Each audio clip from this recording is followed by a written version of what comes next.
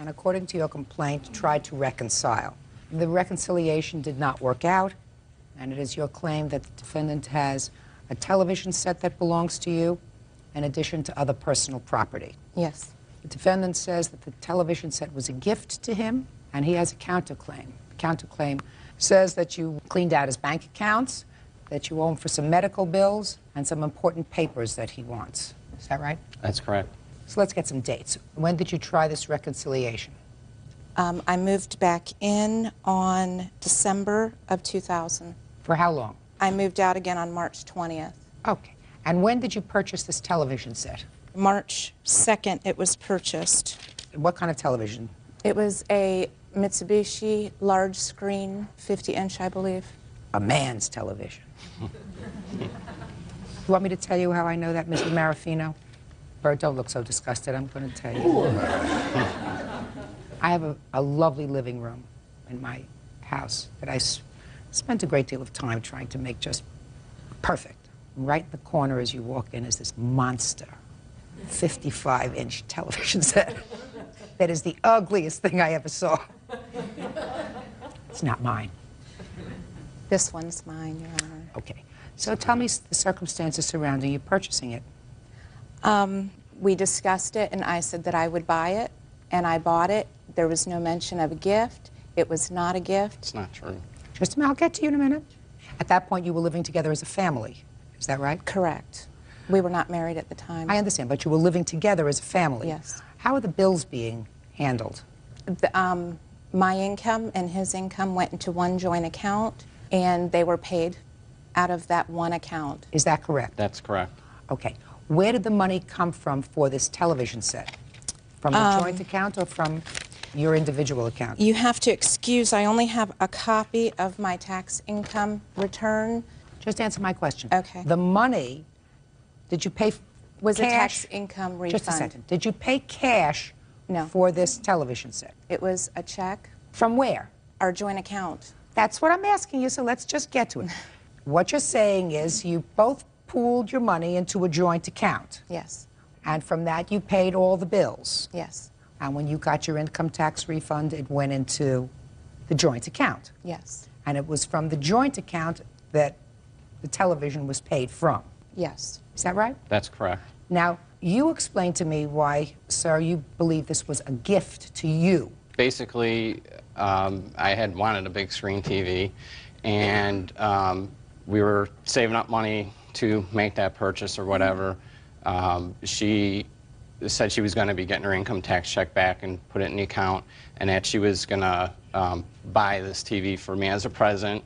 And eventually, we were going to save up some more money, and the agreement was that eventually we would purchase a hot tub. Basically, that's what she wanted. Did you get a tax refund that year? Did I get a tax refund? Yes, it was after we had separated already. Let's say, sir, that this was not a gift to you. This was something that was purchased for the household. For the household. Okay. Then you would have to distribute the property. Now, let's say this came out of joint funds. Mm-hmm. But you kept the property, right? That's correct. And it's brand new property. It's not something that was purchased 10 years ago. That's correct. You got to pay for it, unless you want to give her the television set. That's correct. Oh, then we've resolved the whole issue. Well, how much was the television Your Honor, set? Your Honor. $1,960. I have Your a Honor. letter here, though, stating that she had accepted her losses and that she's moved on. Your Honor, that was Just a sec. before I filed the lawsuit. Just a minute. I'll take a look at your letter. I'll take a look at your letter. After she had come and taken everything. You mean you want me to read the part where she says, I've cut my losses with my possessions and have moved on? Right, correct. Give her the money for the television set, sir. You watching it? You watching it? It's in your house? Yes. Then you pay her for it. It came out of a joint account. But as you said, most of it was paid for, or if not all of it was paid All of for it, out of... Your Honor. All of it was paid out of her money, and the expectation was you were going to save up more of your joint money and buy her what she wanted. That's the correct. relationship terminated before that, so she never got her end of the deal, which was her hot tub. Right? That's correct, but... Good! Okay. $1,960 television set. Personal property. What kind of personal property are you talking about? My son's sporting goods stuff, I had a police escort, so there wouldn't be any problems. The police officer told us both that whatever he said I could have is what I could get because he owned the home. I asked for a walkthrough of the house. I didn't really see anything, and the TV was nowhere in the house. Anyway, my stuff and my son's stuff... Where'd you move the TV? Your Honor, Where'd you move the TV? It's a big TV to move. Where'd you move it? to a friend's house. Why? Why? Because I didn't want any trouble. I didn't want to be fighting and starting a fight. We had problems with our relationship. first She you left, she cleared out the whole I'll get to checking your and savings counterclaim account. in a minute, sir. Do you have her son's sporting equipment? Yes, I do. Where is it? It's in the garage. Good. You give it to him. What else? That's... assorted clothes, assorted kitchen stuff, Forget it. a treadmill. You have her treadmill? Your Honor, that treadmill was at the house, and when she came to get her possessions, she said that it would not fit in her house, and she left it on the back patio. It's still there. Yeah, it's still there. You want to make arrangements to go and get it? Go and get it. Well, Your Honor, it's been out in the rain. It was... You should have filed your lawsuit before. You're not going to get money for it. Real cases, real people. Judge Judy. Maria Marafino says ex-husband Felix Waiches owes for a big screen TV and the return of her property. Now, you say that she cleaned out a bank account. What bank account did you clean out and when? It was our joint account, basically the day after she had left. Can I see it? Just a minute. Just a minute. Did you withdraw money from the checking account? There was $1,400 in the checking account. I took out $700. There was two right in a row there, Your Honor, one for $700, one for $726 right underneath it. Yeah, and you must have took that out because, Your Honor, I did not. Well, there's one on the 25th and there's one on the 26th, Right, sir, so I can't tell. You might have taken one out the next day. Is that possible? Not that I recall, I did not. Well, I mean, not that you recall. Well, I know for a fact I did not. Fine. That's- If she was going to clean out the checking account, she would have done it on the same day. Also, Your Well, Honor... now, Your Honor, on there, on the second page, you can see she went back into the account the next month and withdrew more money out of the account. She proceeded to You're use... talking about $41.75? Your Honor, And I she did had take told me- $40 out, and $175, I think, was a little ATM charge. Why did you take it out the following month? Because I needed food, groceries. I Okay, went but you'd out already with... taken out your half. Oh, yes, ma'am. Yes, Okay. ma'am. So he gets credit for $41. Okay. Now, the savings account, you took There the was whole thing. $305 in the savings, Right. and I took out $300 of it. That's not half. Did you both put money in the savings account? No, Your Honor, he has a business account that he was putting money in as well that had over $1,000 in it at the time. No, that doesn't answer my question. Were you both putting money in the savings account? Yes. Then you were only entitled to half, not the entire amount. Okay. So he gets credit for $150. Okay. Can I explain why I'm actually asking for more money? No, I'm not interested why you're actually asking for more money. Well, Your Honor... I'm not interested. Anybody who takes the television out of the house so that it's not there, I'm not interested in what they have to say about that. You took out half, you have half. Now, let's hear about the medical bills, sir. That's another part of your counterclaim. When we had gotten back together again, I had received an income tax check. I had signed the income tax check over to her to get a breast enhancement, and basically I figured if she could give this TV as a present to me and ask for it back, that was a present to her. He'd like my implants back? Forget it. What's next? It's an interesting theory. Let's go. Next. Papers. She has papers from the house, mortgage papers and everything like that. Is the house in your name? Yes, it is. Those his papers? Yes, ma'am. Give them to him. This was in one of the garbage can bags that he packed of my stuff. It's not They're all very there. organized. 191. So $1,769 for the television set if he's going to keep Your it. Honor, it's out of a joint account. I don't understand that. Is it back in your house? Yes, it's in my house. You'd moved it back. Yes. Pay for it.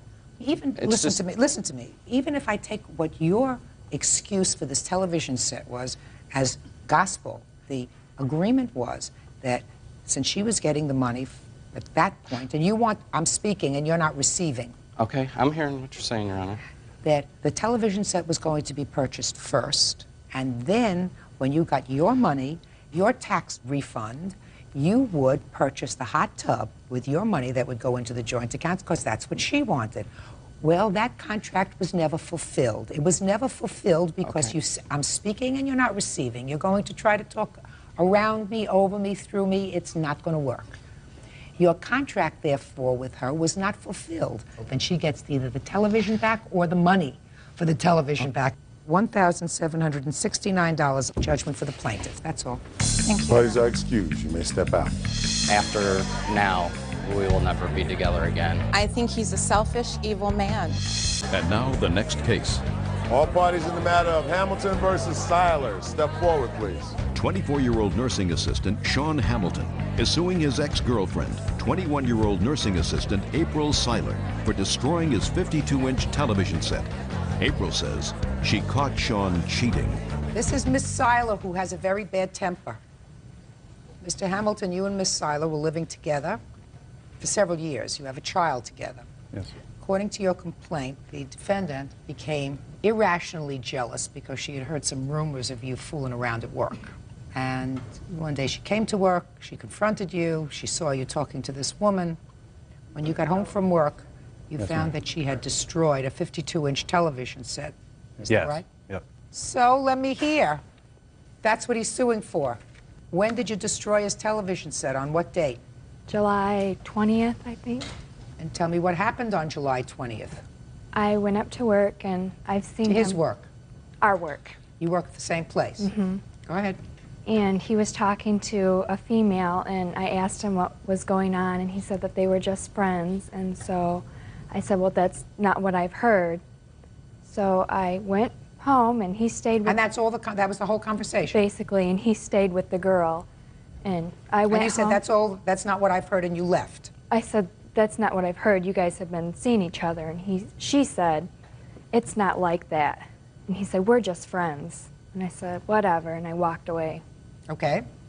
And then I went home and I was talking to my mom on the phone. I You were was telling mad. your mother what had happened? Yes, and I Nice. was very mad. So I said, oh, and I hate him, and I kicked the TV. And there's like a big hole, and my whole foot like went inside the TV. So you destroyed the television? Mm-hmm. And then a couple minutes later, he came home and said he was going to sue me and took the money that was left to get by with for the week and left. How much did he take? Maybe $300, $400. And then whose money was that? Ours. When you were living together, you pooled your money? Mm-hmm. Is that what happened? Yes, sir. You pooled your money. So this $300 or $400, how much was it that you took when you It was approximately $300. But Your Honor, later on in the week, I did come back and I did give her some money. How much money did he give you later No, on he in the week? didn't. He gave me money before the incident for bills, but he never gave me any money. Afterwards? Yeah. The moral of the story is never fool around with a man's 52-inch television set. And can I say another thing? Sure. This was like 2 weeks before football season, so...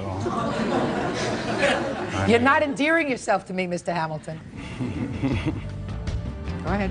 He's done this before in the past, and the girl confronted me and said that he had been asking her out, emailing her, he's been calling her on the phone, and I have, it's going to be 2 kids with him.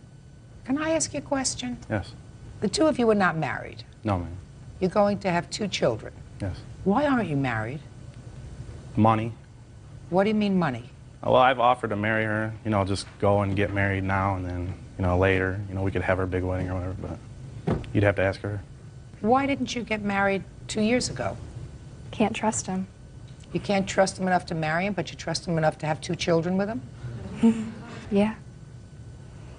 Mr. Hamilton, my next question to you is, if the defendant came up to you and you were talking to this woman and she had some concerns about the relationship that you were having with this woman, why didn't you leave with her and go home and say, listen, it's really nothing. She's really just a friend. Stop getting upset. All right.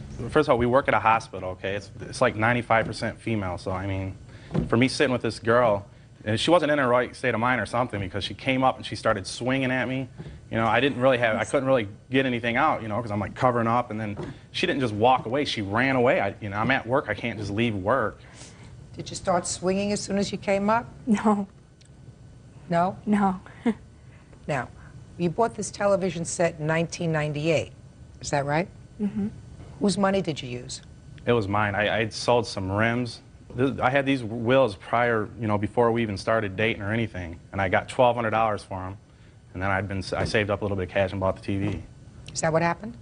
Yeah, but he had been working off and on for the last 2-3 years. I work on and off. I do lawn. I was doing lawn care at the time, and we get, you know, you can only do lawn care in Michigan because it snows 6 months out of the. So who was supporting the household when you weren't doing lawn work at the time you bought I would do your odd television? jobs in the wintertime, like plow snow. And Were you working full-time? Mm-hmm. And she was working full-time? Yeah, but I would bring it in a sufficient amount of money, you know, enough to pay the bills and everything.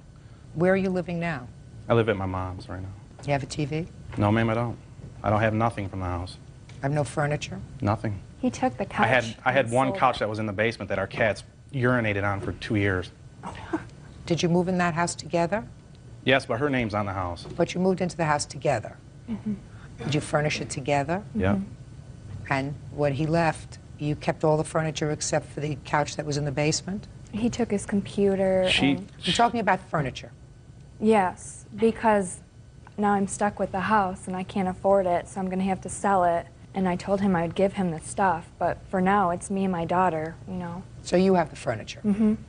Which is fine. She can have the furniture, and I mean, you know, I want my He just daughter. wants a TV. You see Yeah. how important? Because Well, football every time season. every time we got in a fight, she told me, you know, get your TV and get the F out. I mean, I feel the TV's mine. So you need some money to go out and buy a new TV, right? That'd be nice. Well, she had a temper tantrum. So when you have a temper tantrum, you got to pay for a temper tantrum. And I have pictures of the TV too, Your Honor. But believe me, sir, I have a husband. I know what a 52-inch TV is.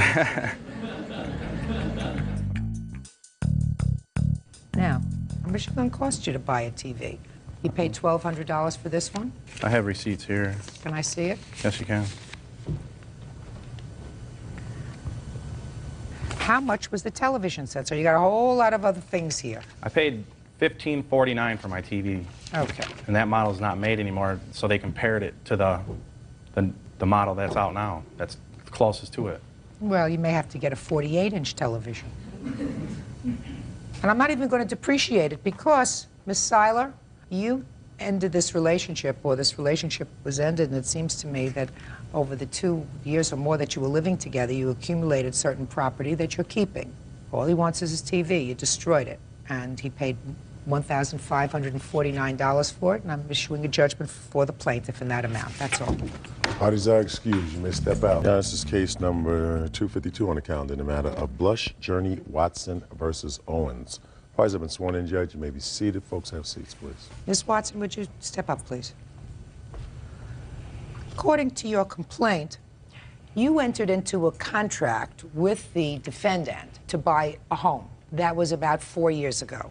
Is that right? That is correct. And the agreement was that you would pay the mortgage on the house plus an additional amount each month. And when the mortgage was paid off, the house would be yours.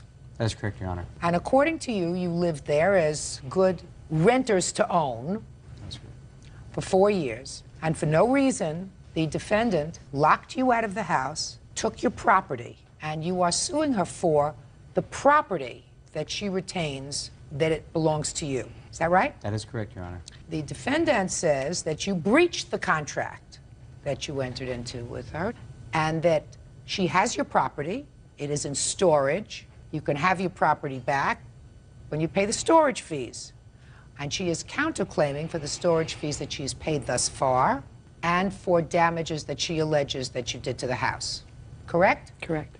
When were you locked out of the house? The 10th of September, Your Honor. Tell me the circumstances, sir. How did you find out you were locked out of the house? My father-in-law, actually my stepfather, he was checking on the house as he normally does, Your Honor, and he noticed a locksmith. Where were you? I was at work at the time, Your Honor. Had you been living in the house? We had not. We had already moved at that point. Why did you move? We had moved because of the fact that for several months before we had moved, the defendant, Your Honor, had made it unbearable to live there. She was calling CPS on us. Child Protective Services. That is correct, Your Honor. Yes. She was in our business, making it to the point where we could not live there anymore. All three of you lived in the house? No, Your Honor. Who lived in the house? Me and the plaintiff right here, Afton Journey. And you have children? Yes, and my daughter, Dakota. When did you physically move out of the house? We physically moved out about a month prior to Give me that. the date, please. Date, year. June 24th of this year, Your Honor. And when did you ascertain that the locks had been changed in the house? That was on the 10th of September. Between June 24th, when you moved out of the house, and September 10th, had you paid the mortgage? Yes, we have, Your Honor. Had you paid her money, June, July, and August? We have, Your Honor, yes. Okay. Is there any dispute as to They that? didn't pay the portion to my contract. They paid the finance company the amount that was less than was due. The amount owed is $465. They were paying $450 and had been paying $450 for the 19 months prior to that. Okay. How much were you supposed to get each month? A minimum of $190 a month. The last payment I received is in May. You have any proof after May that you gave her the money that you were supposed to We were give? not able to obtain that, Your Honor, in time before this courtroom. No. Don't baloney me. If you have everything else, then you have that. I mean, your whole claim is that you did nothing wrong and she locked you out of the house. Is that right? That's correct. So don't give me baloney. So you did not pay her the $190 for June, July, and August. Is that right? Answer the question. We did, Your Honor. If I might interject, Your Honor, Leanna was getting $500 a month from us. And I do not think that she would dispute that because at about... Just a minute, $500 a month including the mortgage? Absolutely, because... Just a minute. Well, $500 including the mortgage does not give her what you contractually agreed to give her. What you contractually agreed to give her was the mortgage plus $190 a month.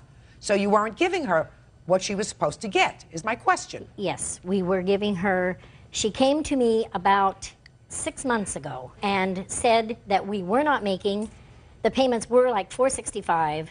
I have an escrow on another house that was going directly to hers, which apparently was not enough.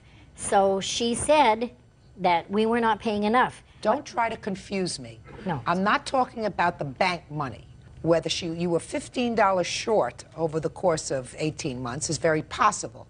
I'm talking about the $190 that you were supposed to give to her every month. And you're telling me that you gave it to her. Absolutely. Well, then you should be able to show me bank statements that show a check made out to her or a statement made out to her for $190 each month. You don't have that. No. So she had an absolute right to lock you out of the house. Period.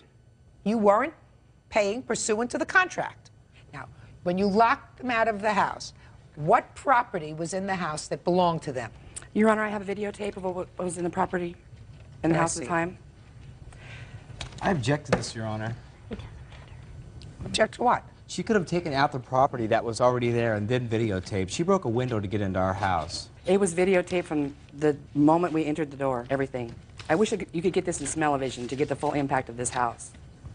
Nice front yard. Gee, wouldn't you like to be able to come home to this every day? This is actually better than it has been. Entrance in the house now. This is, again, the same date. That's what I went into. It's our house. Garbage.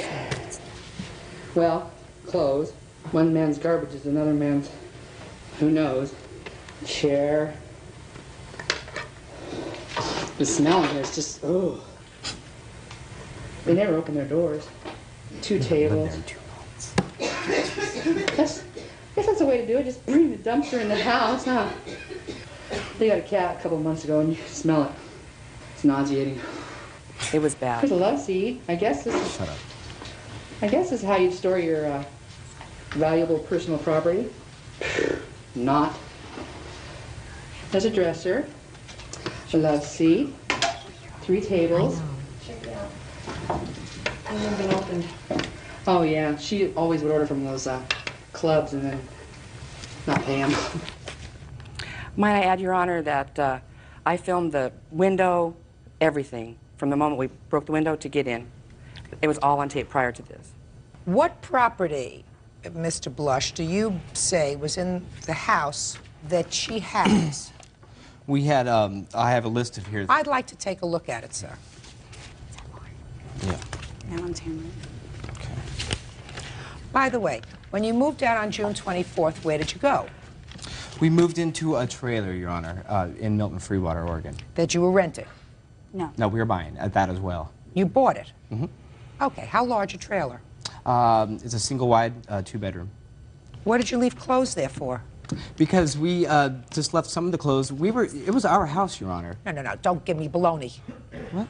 I asked you, what did you leave your clothes there for? Because there were just extra clothes we didn't need. We took what we needed. Right, for 2 months. When you move out 2 months, you take everything that you want, especially if you're moving into something that you buy. Real cases, real people. Judge Judy. Ron Blush, his fiancée Afton Journey, and his mother, Betty Watson, are suing Ron's cousin, Leanna Owens. The plaintiffs claim Leanna locked them out of their rented home.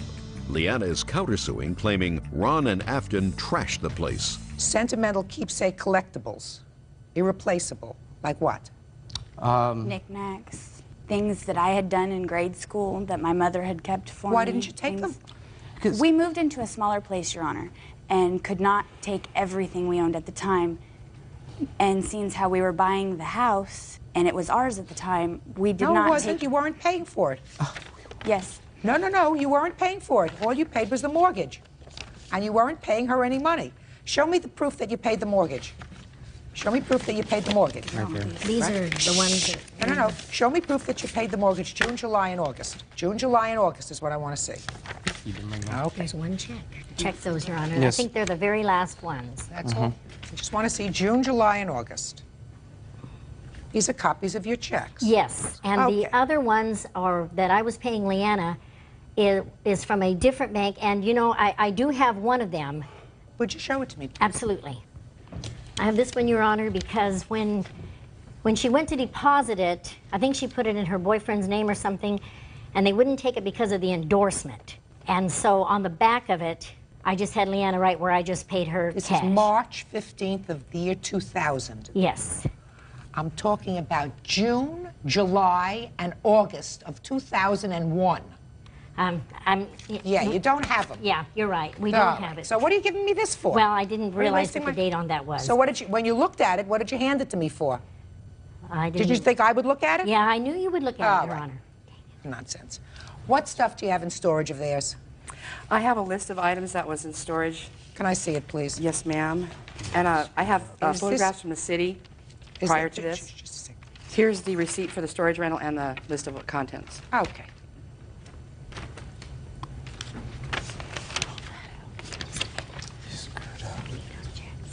Did you pack up the boxes? It says 14 boxes of miscellaneous papers. Yes, ma'am. You packed them. Yes, ma'am. They were on the floor, and I didn't throw anything away because who knows, they might want it. Okay. And how much is owed for storage? It's not that much. It's like $36. Okay, and you have no objection to releasing this as soon as they pay you $36? No, ma'am, not at all. In Perfect. fact, my attorney gave their attorney the key Perfect. 27th. Good. So you get all the stuff that's back right in here. All you have to do is pay $36. Your Honor, I'd like case to is show over. you, Your part of the case is over. yes, ma'am. She packed up your junk. She put it in storage. It's all here, whatever you want. Because as far as I'm concerned, when people move out of a house for 2 months and they move into another house, then what they do is they take their most valuable stuff first. They take their precious pictures, they take their irreplaceable knickknacks, they take their computers, they take their jewelry, they take everything else. And the crap, they leave and they say, well, we'll come back and look through that stuff again. Maybe we'll want it, maybe we'll want it, but we don't want it.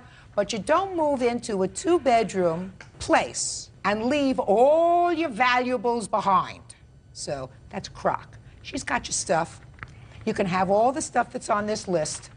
Now, I'm going to get to the counterclaim. Your Honor, if I may, this is from the storage unit. When they put our stuff in, there was no lock on the door. When we went to, her notice here, if you'll look at it, says the storage unit has the key. When we went there, he didn't have a key, and he said that he could cut the lock off because she did put it in our name. When we went there, there was no lock on it. If you could just look at this, you know, maybe. I'll look at anything you like.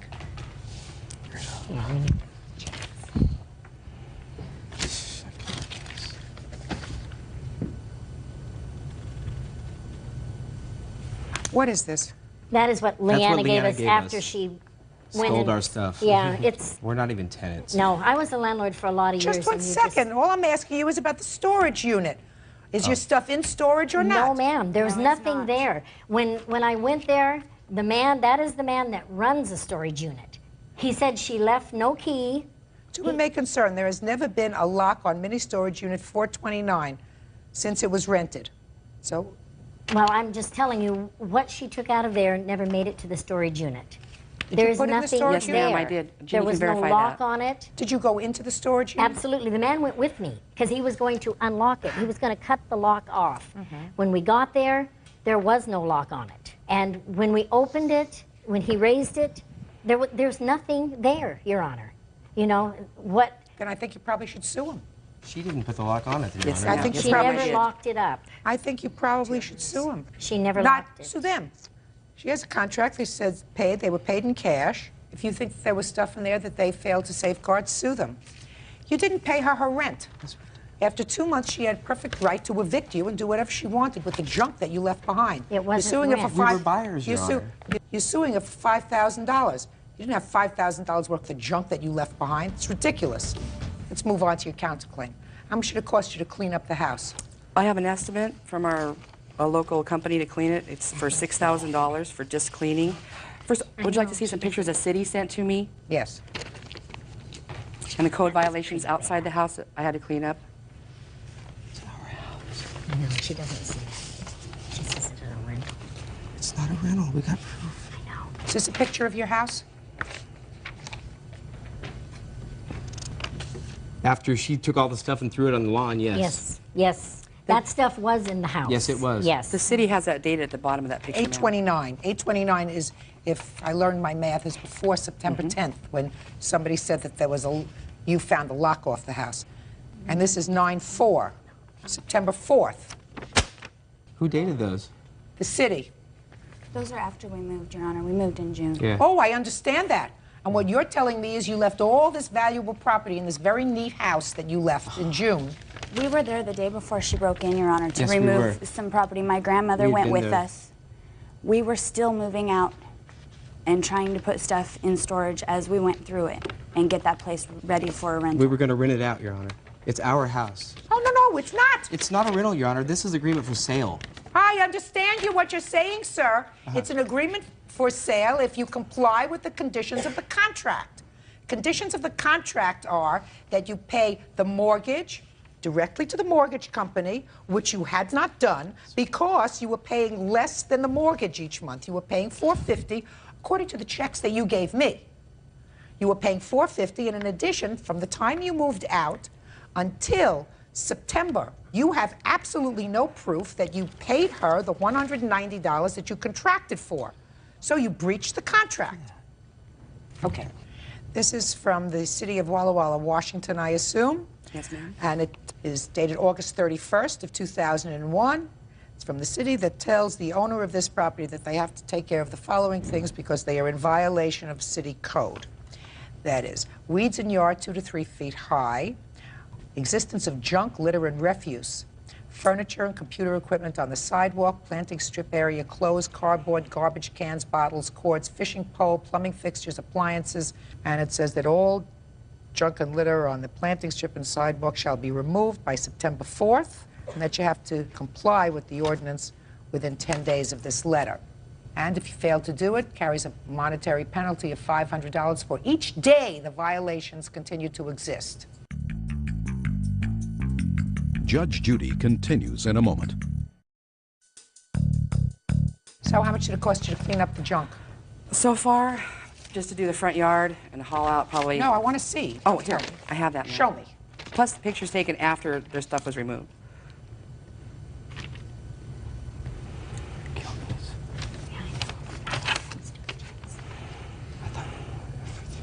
You're not going to get money for painting this house. You understand that? That's the big thing here. Because when somebody lives there 4 years, That's fine. you have to paint anyway. You want to sell it, you got to paint it. There was certainly a great deal of debris that I saw in the house and a great deal of cleaning. And probably it costs several $100s at least to clean up that mess. The carpets have to be removed. The odor is Oh, there's no question about that. How much carpeting is there? 417 square feet. Okay. Judgment of the court is as follows. On the counterclaim, I am awarding the defendant $2,500 for the purposes of cleaning up this mess, this disaster, and putting the house back in reasonable order, excluding the painting of the house, which you have to bear yourself. On the petitioner's claim, I am directing that the plaintiff may remove any and all property that is, in fact, a storage unit upon the payment of $36. That's all. Parties Thank are you, Your Honor. excused. You may step out. Your Honor, this is case number 273 on the calendar in the matter of Rosales versus McKean. Parties have been sworn in, Judge. You may be seated. Ma'am, have a seat, please. Ms. Rosales, according to your complaint, the defendant, who was your former boyfriend, and you went on a trip this past summer to Mexico. Correct. About a month afterwards, you broke up with, or he broke up with you. It was a mutual thing. I don't know. You broke up. And you claim that he still owes you for some expenses from the trip. Correct. He says he does not. How long were you away? We were away for a month. How could you get away for a month? You have a good job? No, I don't have a job. I just saved up money 2 years in advance, and I sold my stock to go on this trip. Had you been working before you went on the trip? Yes. My last job ended in November, but I'm a full-time student, so. Were you working? Yes, Your Honor. What kind of work do you do? I'm in retail management. And you could take a month off from your job? Yeah. Great. Okay. What was the arrangement? We were going to go away for 1 month, July 10th to August 8th, and I was going to bring my own money. He was going to bring his. I brought $1,000 in traveler's checks and $1,000 in cash. About a week prior to us leaving, he told me he wasn't going to have enough money, and he wanted to know if he could borrow my credit card. And I asked him how he was going to pay for it. He told me that he was going to sell his stock when he returned. I knew that his portfolio had more than max on my credit card, so I knew that he was good for that amount of money. I agreed. We went on the trip, and we pretty much paid for everything 50-50. For like hotels, I would pay for my half in cash. He would pay for his half on the credit card. Everything else was 50-50. We made a conscious effort to do it that way so we wouldn't take each other's money. We came back August 8th. A little bit afterwards, I asked him how his stock was doing. It dropped dramatically, and he told me that because his stock dropped, he didn't have enough money and he wasn't going to pay me. No. Sarah had been begging me for the last year before we went on the trip. Please, babe, can we go on a trip? I just want to go somewhere this summer. Don't get dramatic with me. Don't get dramatic. Anyway, she knew that if I went on a trip for a month, I'd lose a month in pay from work. So before we went on the trip, she knew I couldn't afford. Don't tell me what she knew. I want you to tell me what you talked about. I was going to bring some of my own money and pay for whatever I could. And she'd take care of the rest because she knew I couldn't do it otherwise. No, just a sec. There's a difference between what you believe she knew and what you discussed. Do you understand? So I want to know what discussion you say took place before you went with regard to using her credit card. Well, it was her credit card, and I wasn't going to be paying for it. It's a lie. I was going to pay for whatever I could afford to pay for. No. Okay. With the money I brought. Don't speak. When did your money run out? I'd say about 3 weeks, 3.5 weeks into the trip. That sounds unlikely, sir. That means that there were only a few days left that you relied on the credit card. Is that what you're saying? Well, she was using the credit card. Let us say you went to a hotel. You stayed in a hotel for 28 days, various hotels. How were the hotels paid for, Mr. McKeon? I pay for what I could in cash, and she'd charge it on her credit card or pay for it in cash with her money. So what you're telling me is the hotel bills were, for the most part, paid in cash? No. Shh. So how were they paid? Well, some of it was paid for in cash. Yes. I don't really remember. What about your meals, sir? I paid for some of the meals, and she paid for some of them. Were any of the meals paid for with a credit card? Yeah. How did you contribute to those meals that were paid on the credit card?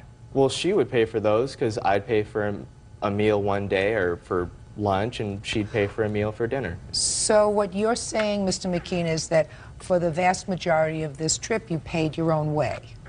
Yeah, definitely. That's not what you say in your answer, Mr. McKeon, that you signed and that you swore to. You said, I had very limited money.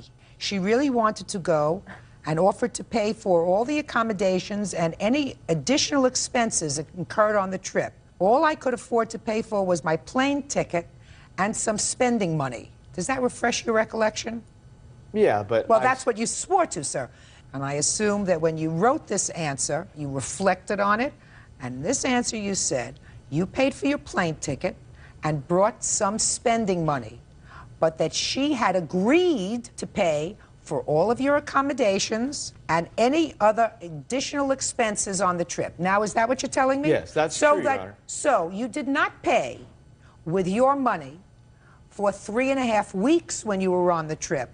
And then, as you just told me a moment ago, just a few days we used on her credit card. That wasn't true. No, I helped out when I could. Now let me see your bills. There's a breakdown, and also I have, this is one of the payments that was made. He made 2 payments to me. He made one payment to me of $40 so I could repay my mother back. 50. Your Honor, that was no, just and to help another her payment out. of, I was just trying to help her out. and another payment of $50 that I paid to the credit card. Your Honor, she told me that after the trip, she'd get a part-time job and make payments on the credit card, How and it wouldn't can be I a when problem. No, don't speak to him. I want to hear him. GB, I want to hear him. Go ahead, let me hear. She told me that after the trip, she'd get a part-time job to cover the expenses, to pay the credit card debt off, and it wouldn't be a problem. And then when we got back, she started asking me for money. Please help me with this, you know, I can't afford to pay this. And I said, well, you were going to get a job. How much do you earn at your job? Approximately $800 a week. You support anyone other than yourself? No. You have an apartment? Yeah. You pay rent? Yeah, I have roommates, though. Good. What's your share of the rent? About $600.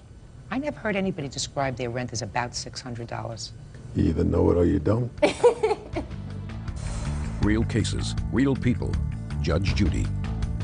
Sarah Rosales says ex-boyfriend Sean McKean promised to pay his share of a month-long vacation in Mexico. Go ahead. My witness here, my roommate, she heard him say that he was going to pay for it. He's going to pay for it. Go away on a vacation for a month. You don't go away with any money. I did bring money. Did you bring just a second, did you bring a credit card? No. Why not? I don't have a credit card. Why not? I don't like credit cards. What do you like? I've run up debt before. What? I've just had bad experiences with credit cards. I don't like them. You have stocks? Yeah. Stocks are good. Not lately. I understand that. So you don't like to sell the stocks when they're down, except when you owe money. I don't owe money. Yeah, you do. Whatever. Yeah, you do. But you have a problem, Ms. Rosales, and I'm going to tell you what your problem is. It's clear to me the following. You went away with $2,000. You say his portion of these bills, which total together are $3,300. Correct. That would mean that if you double that, it would be $6,600. Yes, he also purchased things on my credit card just for himself. He bought himself a surfboard. When we went to Chichen Itza to climb the pyramids, he bought like $200 in souvenirs. I have a list of things that I know for sure that he bought for himself. He bought swim trunks. He bought just different things for himself that I didn't buy. Did you buy anything on these credit cards, sir, just for your own personal use? I bought a pair of swimming trunks, yeah. What about a surfboard? Yeah, I bought a surfboard because it would have been cheaper to buy a surfboard than rent one at the place we were at. How much was it? It was like $200. No, it was $388.59. This is just of what I know that he bought for sure. There's other souvenirs that he has his whole room's full of souvenirs. I mean, he bought all of Mexico. Well, on the credit card? Yes, like he bought the surfboard at the hotel. So it looks like a hotel stay, like that we stayed there, but he bought it there. Swim trunks, souvenirs is also. Sounds to me, if you don't have enough money, sir, that you watch surfboarding on TV instead of paying $388 for a surfboard. That's no fun, though, Your Honor. I didn't have enough money to buy myself souvenirs. Ms. Rosales. So, sorry. Yes, you Rosales, did. You bought do not. $2,000. Hey, he owes you money. Yeah. However, you don't escape without a tongue lashing. If you're being stupid, don't expect me to be sympathetic. You don't give a boyfriend a credit card. Ever. No way. Nothing. You don't give anybody a credit card, especially somebody that you are not related to by blood or marriage or committed to by virtue of an engagement. Even then, it's dumb and stupid. So You don't get any awards for brains. I understand that, but I have loaned him money before and he's paid me back, so I had no reason not to trust him. But I don't know how much he owes you. It's $3,305. I don't know or anything. And 2 cents. Oh, yes, you do. Oh, yes, you do. I guarantee you, as good as you think you were on this trip, you weren't. Judgment for the plaintiff in the amount of $3,300. That's all. Parties are excused. You may step out. She wanted the money because she bit off more than she could chew. I'm just ecstatic that she didn't believe him. Pretty girls get away with everything. Justice was not served. He's so full of it. He's just unbelievable. And now the next case. All parties in the matter of Miller versus Hardesty, step forward, please. 19-year-old entertainment agent Jessica Miller and her husband, Howard Miller, are suing Jessica's cousin, 18-year-old carpet installer Stephen Hardesty, for breaking a lease.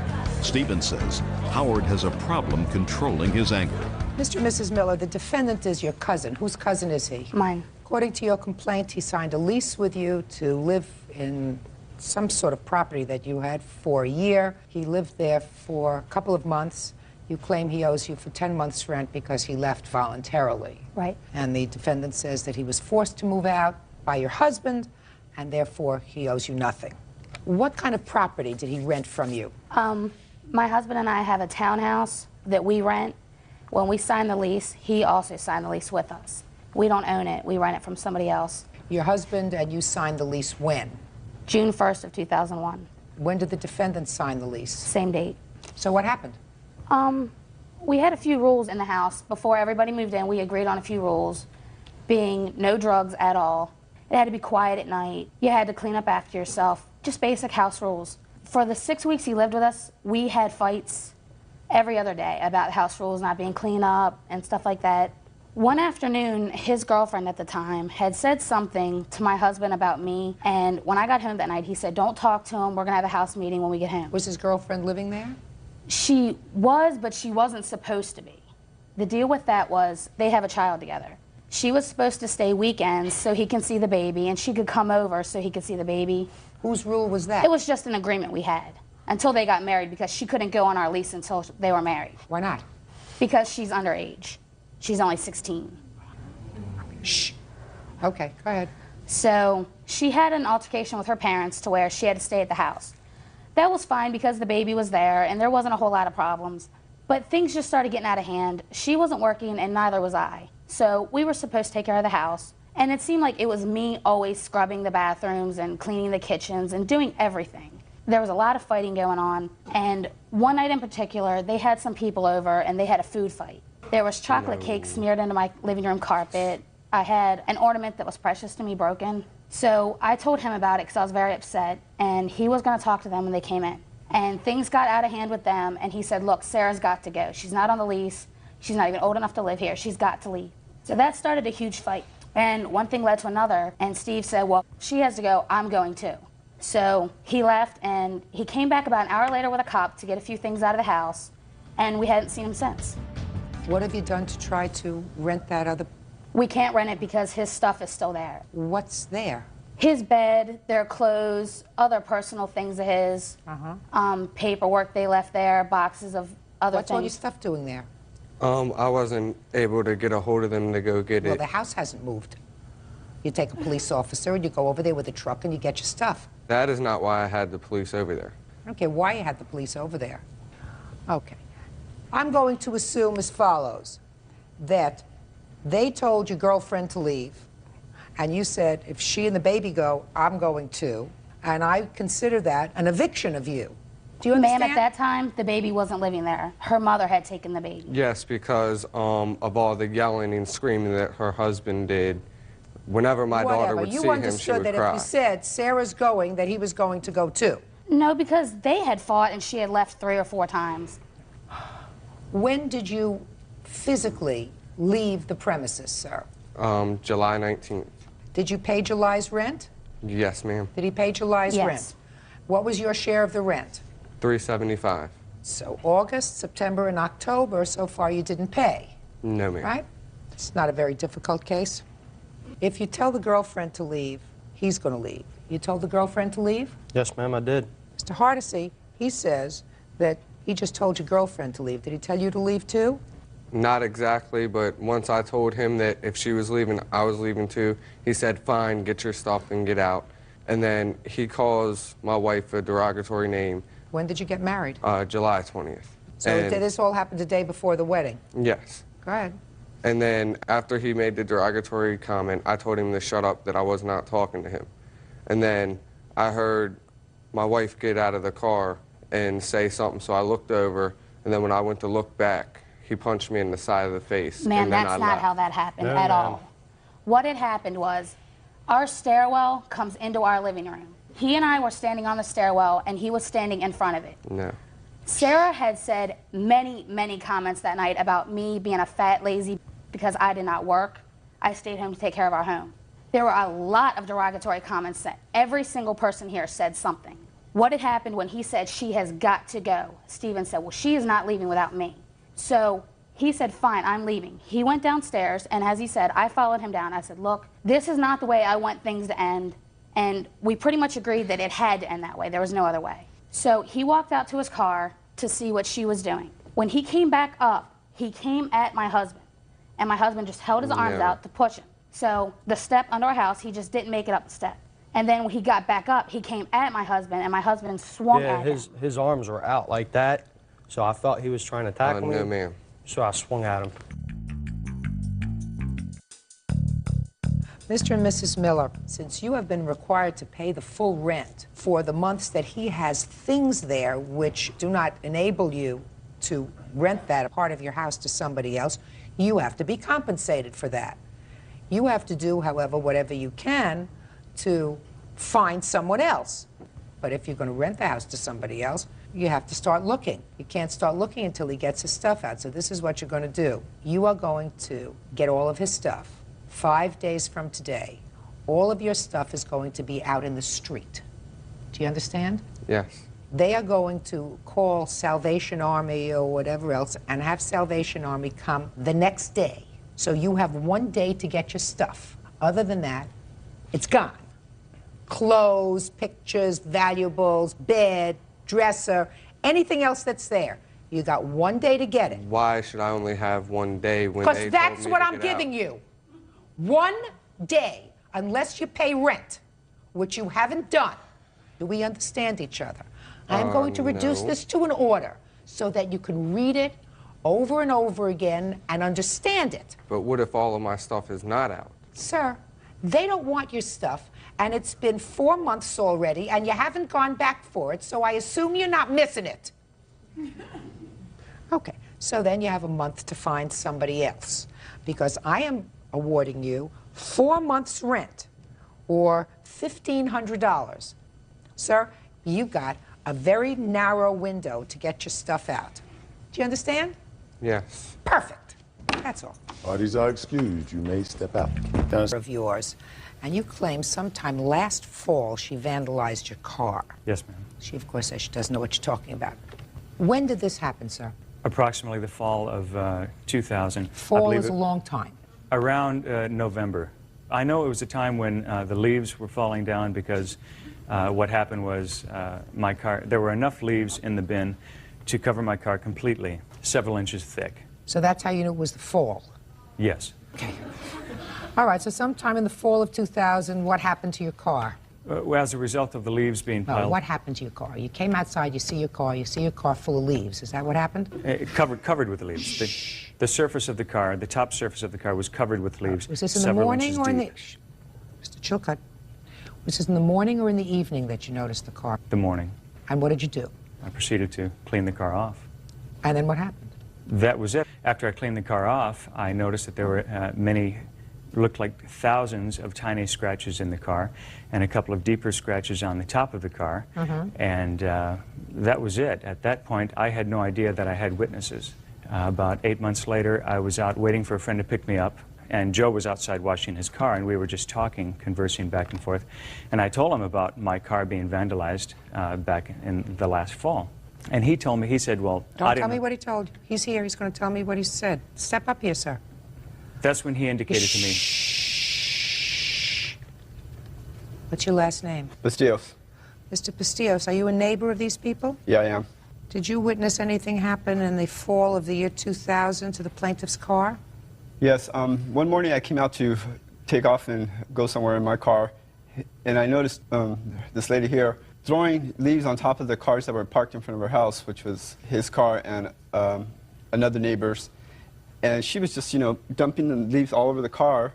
And a lady across the street yelled out, "What are you doing?" And she proceeded to say, she's off that people always moved her trash cans where they weren't getting picked up. So she was just irate and throwing leaves all over the car. But she also had the trash can on top of the car, so that's what I witnessed. Okay, and how many cars did you see her dump leaves on? 2. And you sure that one of them was the plaintiff's car? Yeah. How do you know that? Yeah, I've been in his car before. Are you a friend of his? Yeah. Are you a friend of his? You hesitated, sir. Well, we're not friends, we're acquaintances. All right. So then, can you explain to me why it took you 8 months to tell him what you saw? Because no one asked me. You say that you saw the defendant, in effect, vandalizing 2 cars. Yes. That another neighbor came out and yelled at her. That she responded that she was unhappy because people were moving her trash cans. Yes. And you didn't think it was appropriate at that time to go over to the plaintiff and say to the plaintiff, "Listen, if I were you, I wouldn't park my car over there anymore because your car is going to get damaged again. This is what I saw." So you mean somebody has to ask you that? At the time, I didn't know it was his car until that morning. He came up to me and asked me while I was washing my car. And You didn't, I don't understand. At the time that this happened, you knew the plaintiff. Is that right? He's the plaintiff. Yeah. I did not know what car belonged to him. I knew him from, being in the building. I thought he you has said a you truck. He has a truck and a car. I thought you said you knew the car because you had been in the car before. I asked you, how did you know it was his car? You told me you knew the car because you had been in the car. Isn't that what you just said to me? Yes. So if you knew the car because you had been in the car, my question comes back, why didn't you immediately go over and tell him someone has just vandalized your car? Your answer to me was because nobody asked you? No. When you asked me if I knew his car, I was nervous. That's why I said what I said. I did not know his car. You didn't know his car? Didn't. Did not. And you had never been in his car? Until after. No, just a minute. And you had never been in his car? Correct. Oh, okay, so now we're going back. You had never been in his car until after this happened. Correct. How much after? 2 months after. So 2 months after you saw this incident occur, which would have been also in the fall or early winter of 2000, you were in his car under what circumstances? He gave me a ride to pick up my car. So that was nice of him, right? Yes. And at that time, sir, you recognized his car as the car that had been vandalized, I assume? Yeah. Well, can you tell me why at that time you didn't discuss it with him? Because he didn't bring it up. Your Honor, may I? No, you may not. He didn't bring it up. You didn't get into the car and say, gee, I didn't realize this was your car. You know, a couple of months ago, I saw someone vandalizing your car. No, I didn't. So what prompted you a year later to have this revelation and discuss it with Mr. Chilcutt?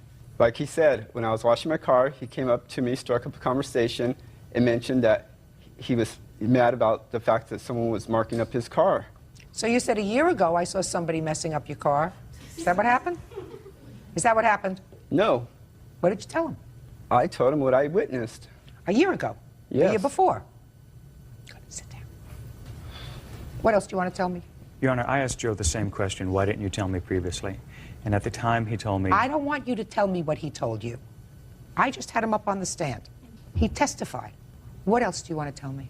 Just that damage has been done to my car. Joe saw the lady doing the damage. No, he didn't. No, he didn't.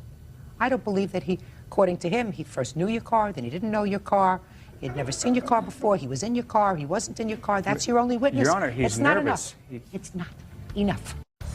Real cases, real people. Judge Judy. Stephen Chilcutt is suing his neighbor, Angela May, for dumping a garbage can full of leaves on top of his car. I have to base a case on evidence. You don't even know the date that it happened. Sometime in the fall, around November. He doesn't know whether he's afoot or horseback. And if that's your only witness, you have no case, sir. Do you understand? I have another statement from another neighbor who I don't couldn't take be here. statements, I take witnesses. And do you want to know why I take witnesses? Because if I took his statement, I would find her guilty. But after examining him, sir, he didn't see nothing that I can rely on. Do you understand? So I don't take statements. Do you have anything else? Do you have any other witnesses? I have no other witnesses. Good. Thank you for your time. Case is over. Dismissed. Parties are excused. You may step out. I didn't even get to give my story. According to my witness, she tipped it up on top of the car and scraped it across the car. We have those big green trash cans from the city.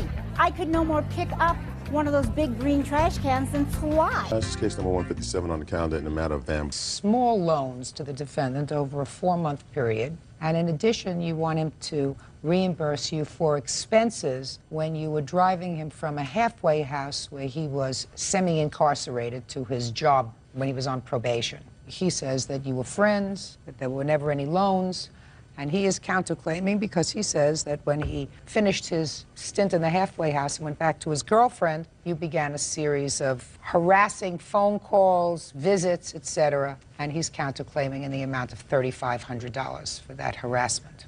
When and where did you meet the defendant? At my work. And I met him in June of 2000. And when did you make the first loan to him? In February of 2001. What was that loan for, and tell me how it came about? We were sitting in my car, and he said, "Can I borrow $60 from you?"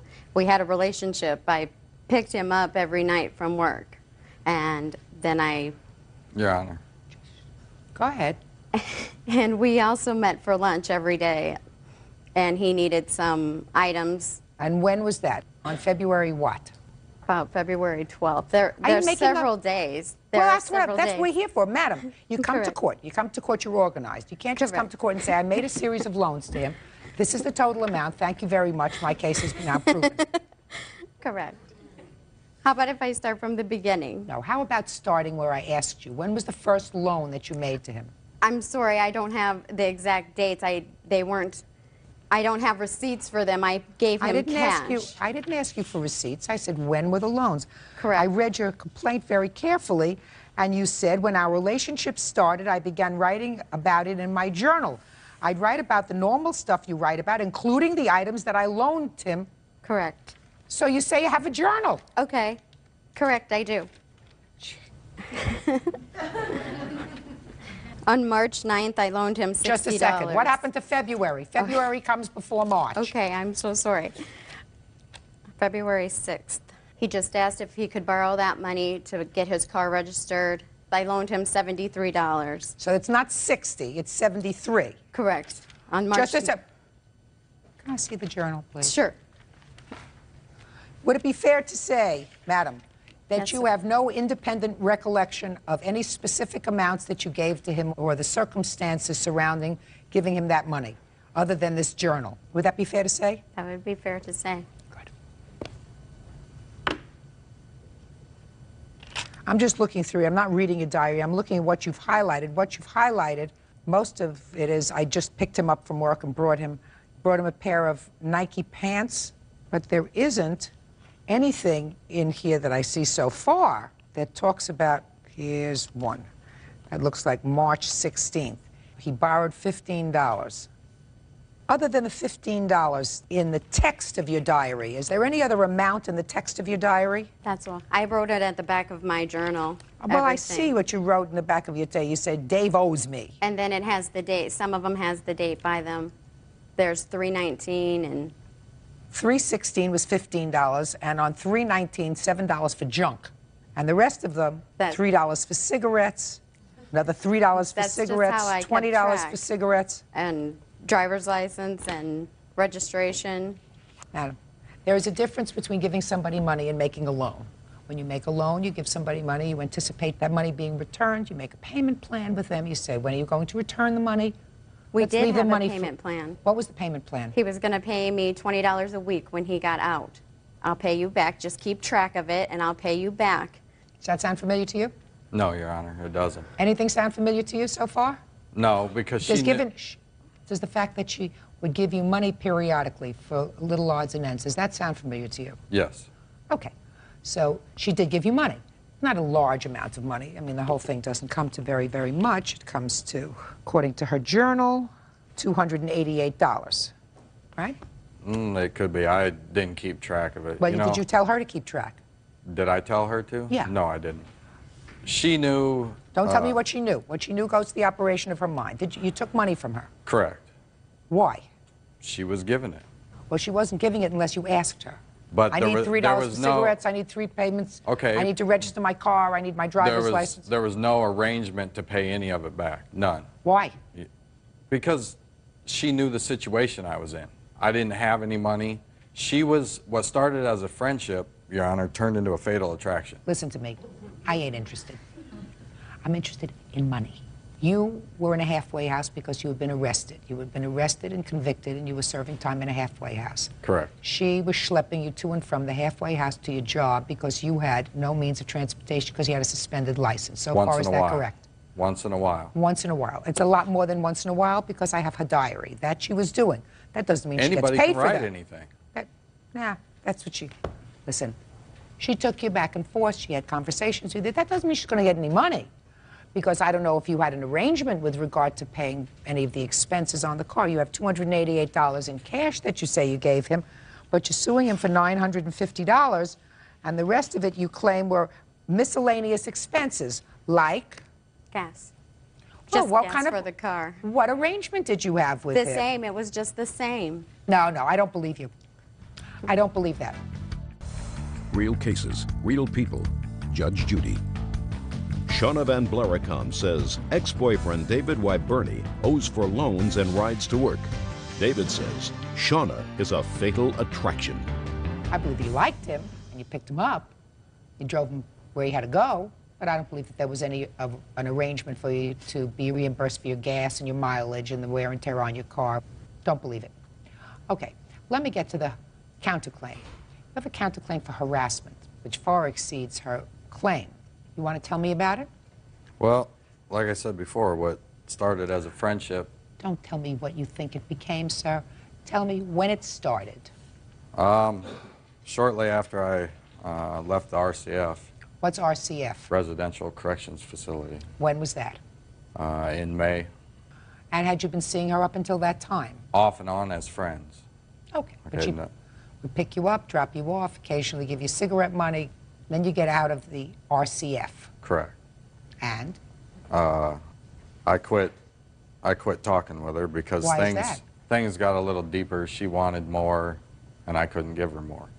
Well, if you quit speaking to her, you quit speaking to her immediately when you left RCF? Yeah. Where did you go to live? At my house. Who else lives there? My girlfriend. So you went back to your girlfriend immediately? Right. So the plaintiff had served her purpose?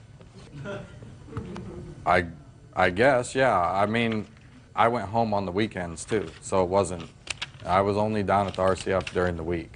Did you tell her that you were going back to your girlfriend on the weekends when you weren't there? Yes, she knew I had a girlfriend. No, don't tell me what she knew.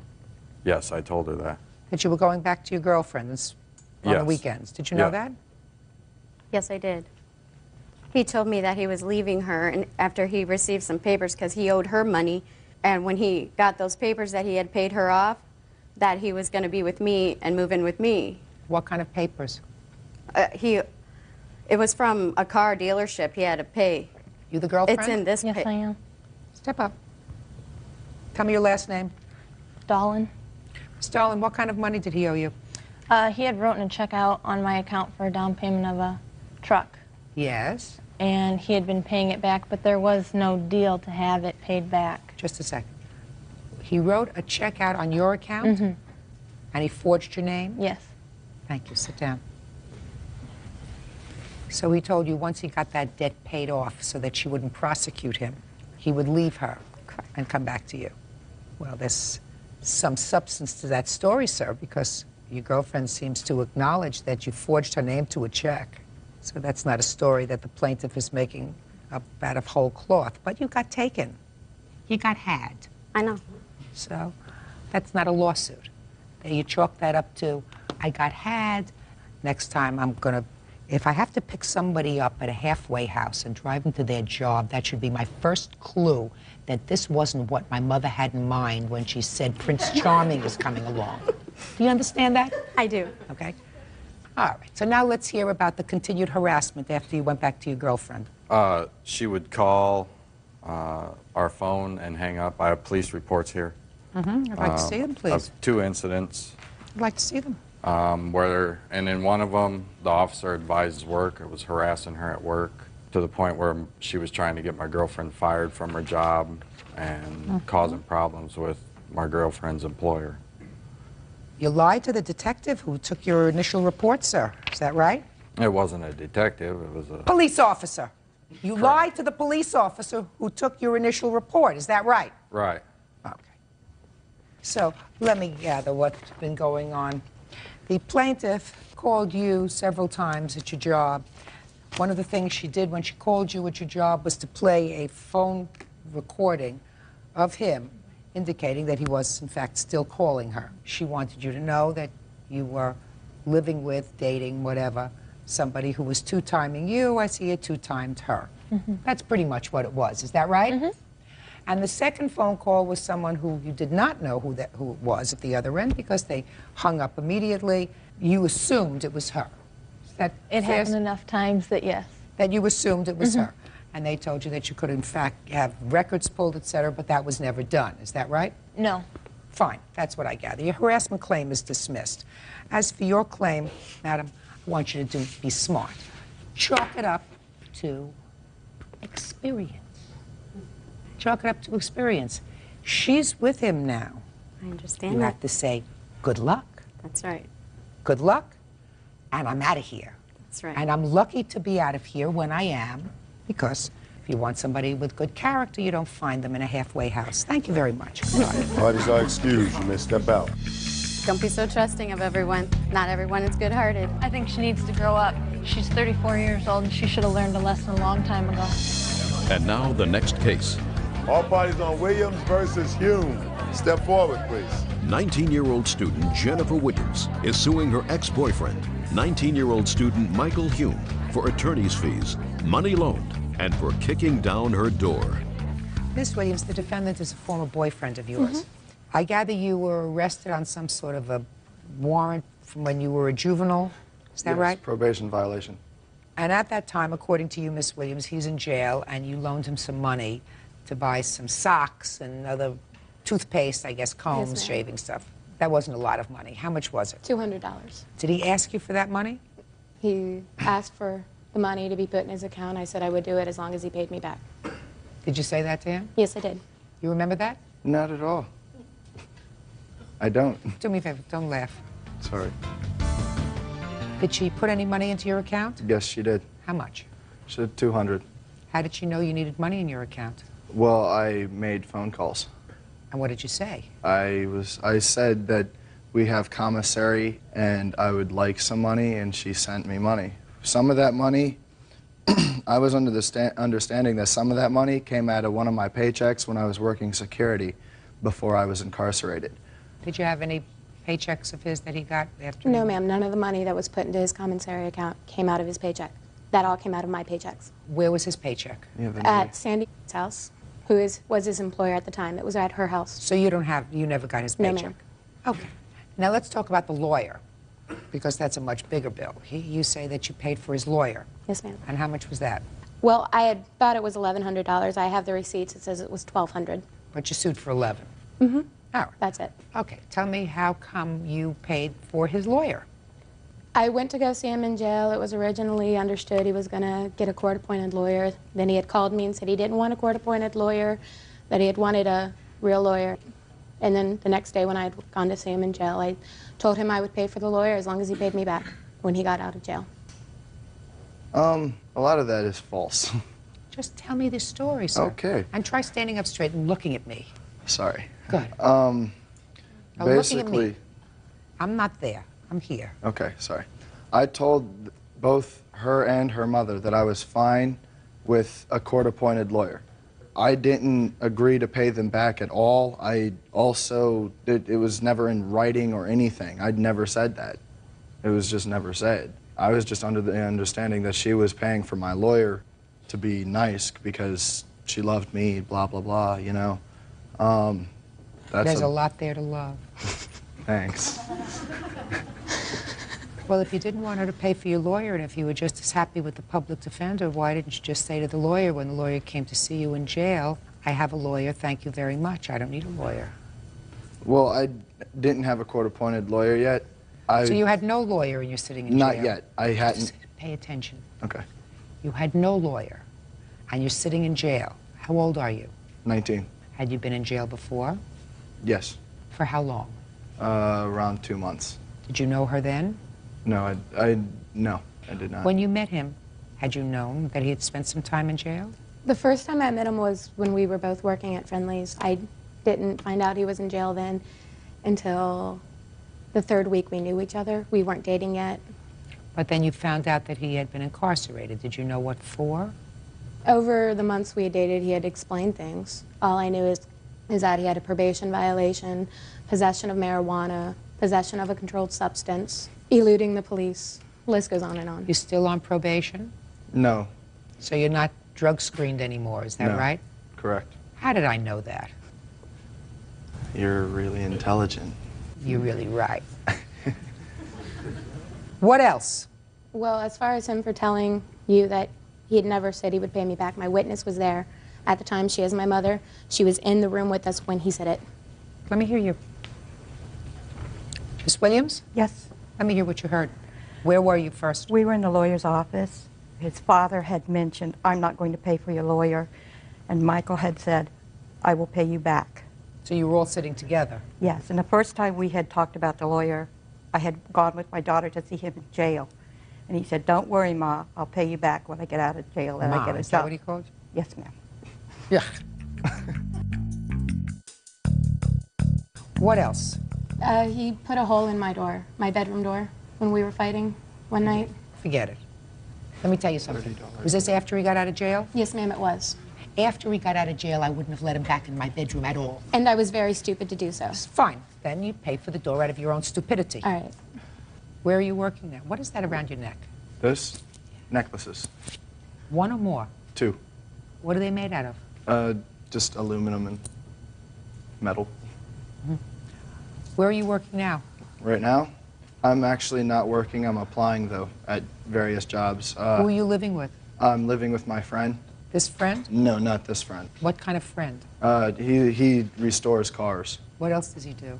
Does he sell? Is he a business person? No, not at all. Does he sell anything No. other than restoring cars? No, No. People want him to sell his car, but he won't do it. I wasn't talking about cars necessarily. Judgment for the plaintiff in the amount of $1,300, that's all. Parties are excused. You may step out. Yes. Parties have been sworn in, Judge. You may be seated. Folks have seats, please. You are Mr. Murray. So you are the father of the... Bride. And Miss Rose, you're the mother of the groom. Yes, ma'am. Who are you? Groom. Where's the bride? She couldn't be here. She was too upset over these matters, Your Honor. I believe it. Okay. Bert, I want you to listen to this very carefully. You haven't married any of your children yet, right? Not yet. According to the complaint and the counterclaim, the two families were planning a wonderful wedding for their children, and now the wedding, which has taken place, is over. And each of the parents are suing and countersuing the others for monies that they say are owed to them as a result of the expenses for the wedding. We're not talking about a lot of money here. Mr. Murray, you claim that Mrs. Rose owes you $573.79. And Mrs. Rose, you say that Mr. Murray owes you $2,999.45. First, let me hear what the claims are before I rush to judgment. Okay, sir. When was the wedding planned? The wedding was planned for March 31st. And you like the bridegroom? Yes. Nice guy? Yes. You think your daughter likes him? I hope so. She's known him for a while?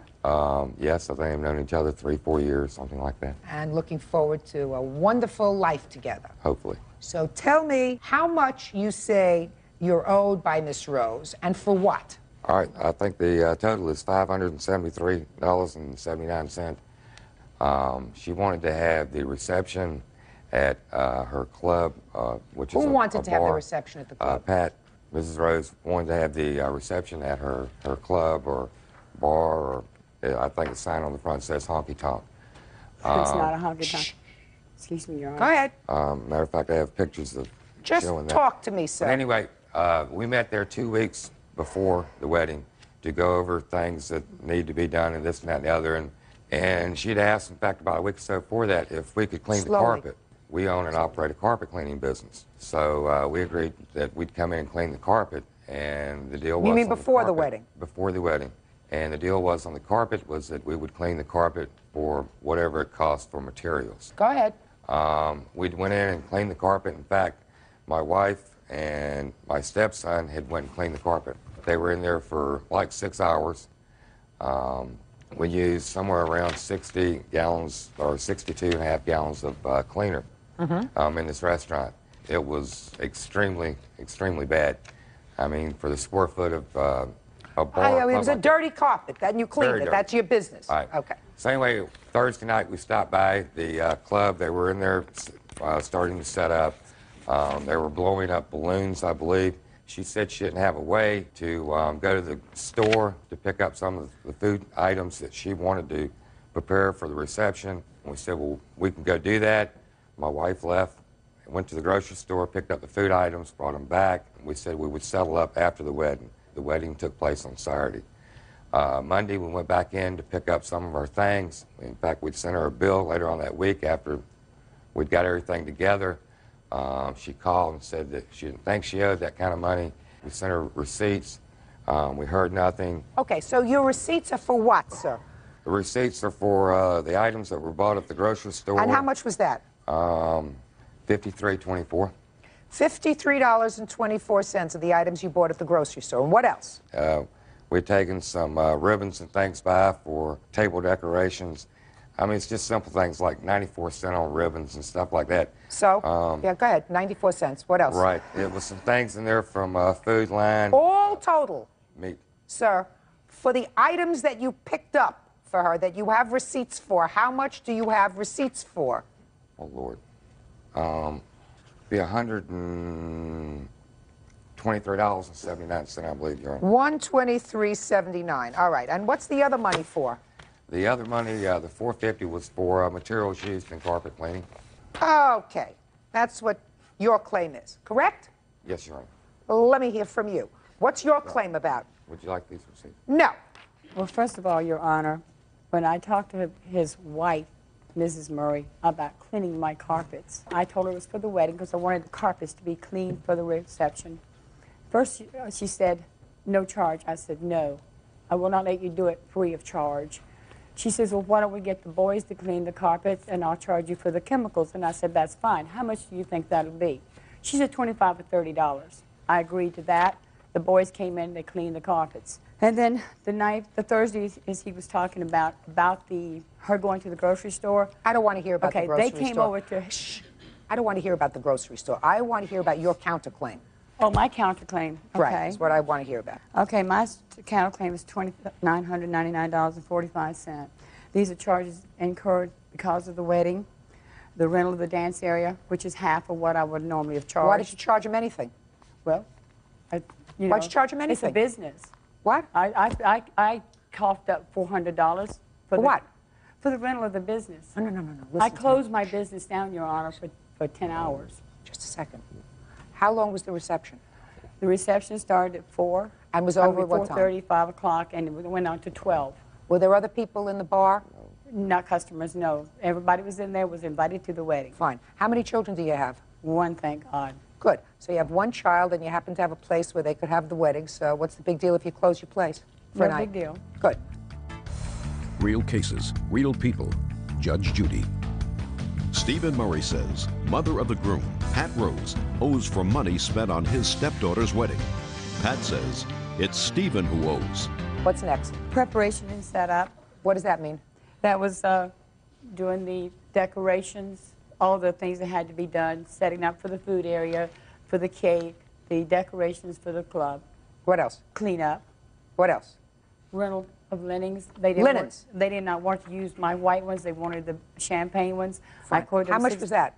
$65. Good. Go. I have invoices. No. I want you to keep talking to me. Okay. The food, How much was the food? My cost on the food was $601. I Okay. called a caterer to find out how much. How many people were at the wedding? 187 people RSVP'd. No, how many people came to the wedding? I didn't do a head count, Your Honor. But a lot of people. Yes, it was full. Okay, and the total cost of the food was approximately $601? Right. Okay, what else? Champagne. How much was that? Your cost? $210. That was- She agreed to pay for this. Okay, what's next? The bands and the DJs. Are these regular employees of yours? No, you book bands and DJs as you need them. No, I'm asking you. Were these regular employees of yours? Did you pay them by the week? Did you pay them No, by... you book them per occasion. I had booked a band in there. Mrs. Murray called me and insisted that I cancel the band. I told her that it would be just as cheap for me to let them go ahead and play because I had to pay a cancellation fee. She said she wanted a DJ and karaoke to cancel my band. I did. I paid the cancellation fee, hired a DJ, and as soon as I... Now, would you give me some idea of what the cost was for the music? I paid $290 cancellation fee. Then I had to turn around and pay another band that she insisted that I hire $300. The DJ and karaoke was $250. Okay, what else? And then there was additional wait staff, loss of linens due to the fountain, and the carpet. I have about invoices for all this, Your Honor. I'm being very arbitrary here. There are certain costs that I'm considering in my head and certain costs that I'm not. Now, Mr. Murray, how many children do you have, sir? I have 2, and I have 2 stepchildren. I want to know how many children you have. 2, 1 daughter, 1 son. And how much did you pay out of pocket for her wedding? That was my stepdaughter that got married, Your Honor. Oh, it was your stepdaughter that Yes. got married. Yes. Well, that's your daughter. Step Yes, up. Your Honor. Just a minute. Your name is Miss Murray? My name's Darlene Murray. You have 1 daughter? I have 2 children, 1 daughter, 1 son. Are you employed? Yes, ma'am, I am. Are you employed? Yes, I am. What I want to know is how much the parents of the bride actually expended for this wedding and what you spent it for. Your Honor, first of all, may I please say... Say nothing except answering my question. How much money did you spend to feed the guests at the wedding? My agreement... That's not what I asked you. How much did you spend to feed the guests at the wedding?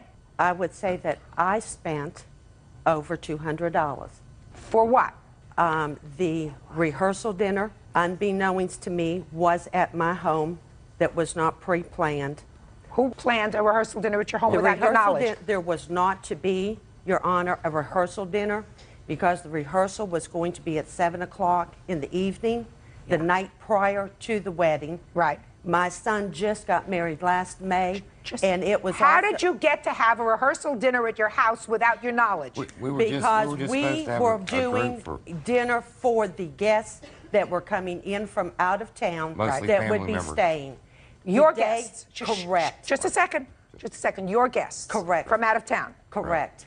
Were any of the groom's guests from out of town at this rehearsal dinner? They were not to be, but at the last minute, because of not planning correctly, Miss Rose informed me that they would then come to our house after the rehearsal. Honor. So I ended up with their family and our out-of-town guests at our home for a rehearsal dinner that we prepared all the food and liquor at. Okay. No, don't answer. Don't answer me. Don't answer me. Don't answer me. How many people did you have at your home for dinner? I would say 50 people there. 50 people. And of the 50 people, how many people were from the groom's side?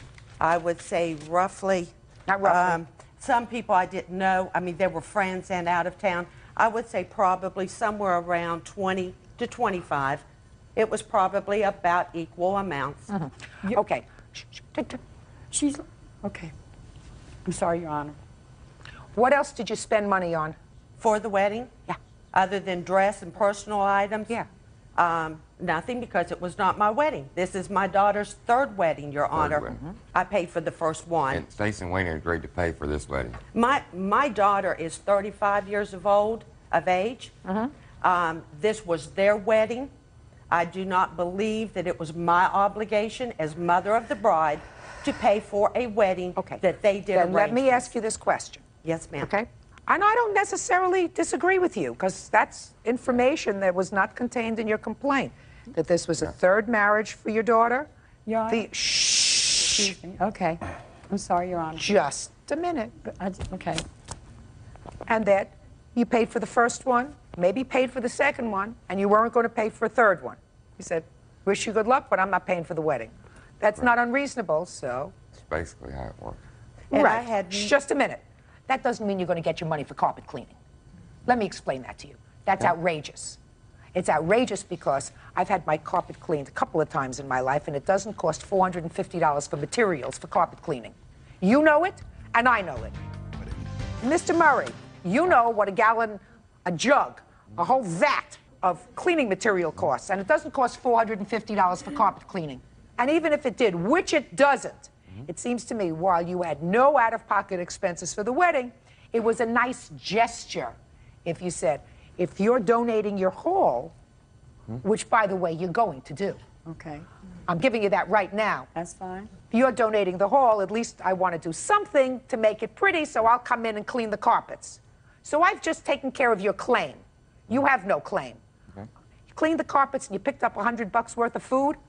Big deal. According to you, you had a lot of out-of-town family. I don't know if it's your family, your daughter's family. So even if you made a rehearsal dinner, you decided to do that, and you made it at your house for your out-of-town guests, you knew that they were going to be fed at her establishment because she paid for the food. No, Your Honor. Yeah, I believe she paid for the food for the wedding. Your Honor, may I please say something? You're telling me everybody brought something? Yes, ma'am. And I have the list as to how it was A friend done. of ours that came from North Carolina that does wedding cakes, she made the cake and she brought the cake How down. many people were at this wedding? I About think it was- I think it was- 120 people. yeah. 120 people. So somebody else made a wedding cake. Big deal. And No, if you're telling me this was a potluck wedding where everybody brought a dish to feed 120 people, I'm telling you I don't buy it. Well, Forget it. You have no claim. Wasn't enough food Listen to feed me. 120 You people. have no claim. What I don't understand is why you two people have chosen to interfere with the happiness of your children over what I consider pittance of money. Everybody has problems when they plan a wedding. Everybody has problems when paying for a wedding. The bride's parents are supposed to do this, the groom's parents are supposed to do that. In the case of second or third marriages, perhaps that's different. But it seems to me you have one child, and you want that child to be happy. Both of you have placed a strain on a brand new marriage by fighting with each other. This will never go away. This will never make your children feel better. Put your hand down. I am certain that they have had many hours of discussions, unpleasant discussions. Is that a fair statement? You and your new wife? Yes, ma'am. Over this nonsense. Nonsense. Stand up here with your mom. Do you work? Yes, ma'am. What kind of work do you do? Professional painter. Have you been doing that for a long time? Right about 8 months now. Is this your first marriage? Yes, ma'am. And you knew it was your wife's third marriage? Yes, ma'am. Does she have children from her first two marriages? Yes, ma'am. 2 girls. How old are they? 19 and 16. Are you currently living with your wife? Yes, ma'am. Other than this strain that you have any other stress or strain? Regular life, but this is really a real bad strain. This is what I'm going to suggest that you do. If your mother wants the money for the rental of the hall, for the band, and for any other incidentals that she may have incurred for this wedding, I suggest you and your wife pay for it. Your Honor. Do you understand? I suggest you and your wife pay for it. May I say something, Your Honor? Sure. Mrs. Murray is the one who demanded all these demands. She's the one that ramrodded the whole affair. She's the one that made all the decisions, not the bride and groom, not myself. She's the one that demanded that I cancel the band. Then she's the one that demanded that I hire a DJ. She's the one that demanded that I rehire another band. She's the one who agreed to pay for the champagne. She's the one who agreed to do all this stuff. I helped clean the She's carpet. the one, she was so petty Just a about second. everything, Your Just Honor. a second. Listen to me. I wasn't there. And I believe, just listen to me. You don't have a written agreement with her, do you? Verbal agreement. I said you don't have a written agreement No, with her, ma'am, do I have you? a verbal agreement. Okay. I believe them when they say that they were not prepared to make a third wedding. I believe them because that's very reasonable. And they were going to use your club, and there weren't going to be a lot of expenses. You have 2 adult children, one of whom has 2 children who are adults themselves. So if you feel as if you have to be reimbursed for the rental of your place and table linens, I suggest you speak to your son and make arrangements to do that. Your case is dismissed as well as your counterclaim. That's all. Parties are excused. You may step out. Yeah, this is case number 300 on the calendar in the matter of Lane versus Sandicott. Thank you, Bird. Parties have been sworn in, Judge. You may be seated. Ma'am, have a seat, please. The defendant was a former friend and roommate of both of you? Yes. Is that right? And it is your claim first that you sold him a car, that he didn't make all the payments on the car, you repossessed the car, then the police came to your house, arrested you both, and you spent 6 days in jail. Yes. And you want the money for the car, because I assume he has the car back? Yes. Next cause of action is you claim that he stole certain property. Yes. The defendant says that he actually owed you very little on the car because he did some work for you, and he's got a counterclaim for value of a computer, software, lost wages, and a whole bunch of pain and suffering. When did you sell him the car and for how much? On June 25th of 2001, and we sold him, the original selling price was for $800. He gave us $400 in computer parts and $100 in cash. So he owed you $300 for yes, the car. Go ahead. Then we agreed to finish paying for the rest of the car in 1 week. A month later, we came to Jeff and we asked him, can he, finish paying for the car? And if he wasn't going to finish paying for the car, we were going to repossess it, and he wasn't going to get reimbursed for the amount he already paid. Another month and a half after that came and went, and we came to Jeff again, and we told him, you broke the agreement that we had, and now we want to repossess it. Jeff then stated that the car was broken, that it wasn't even drivable. We said, fine, we're going to go fix the car and take it home. And that's when we went to go, and the car wasn't even broken, Your Honor. It had nothing wrong with it. We drove the car home, and the next morning, the police came because Jeff called the police and told him that we stole his car. Was the car titled in your name at that point, sir? No. It was not? No. In whose name was the car titled? I believe it was in the people they had bought it from. It had never been turned over into their name either because we were going to turn it straight into my name. So you didn't have the title to the car? Right. And you didn't have a title to the car in your name? I do have a bill of sale and the title that is listed for my wife's name on the title, Your Honor. Let me see it.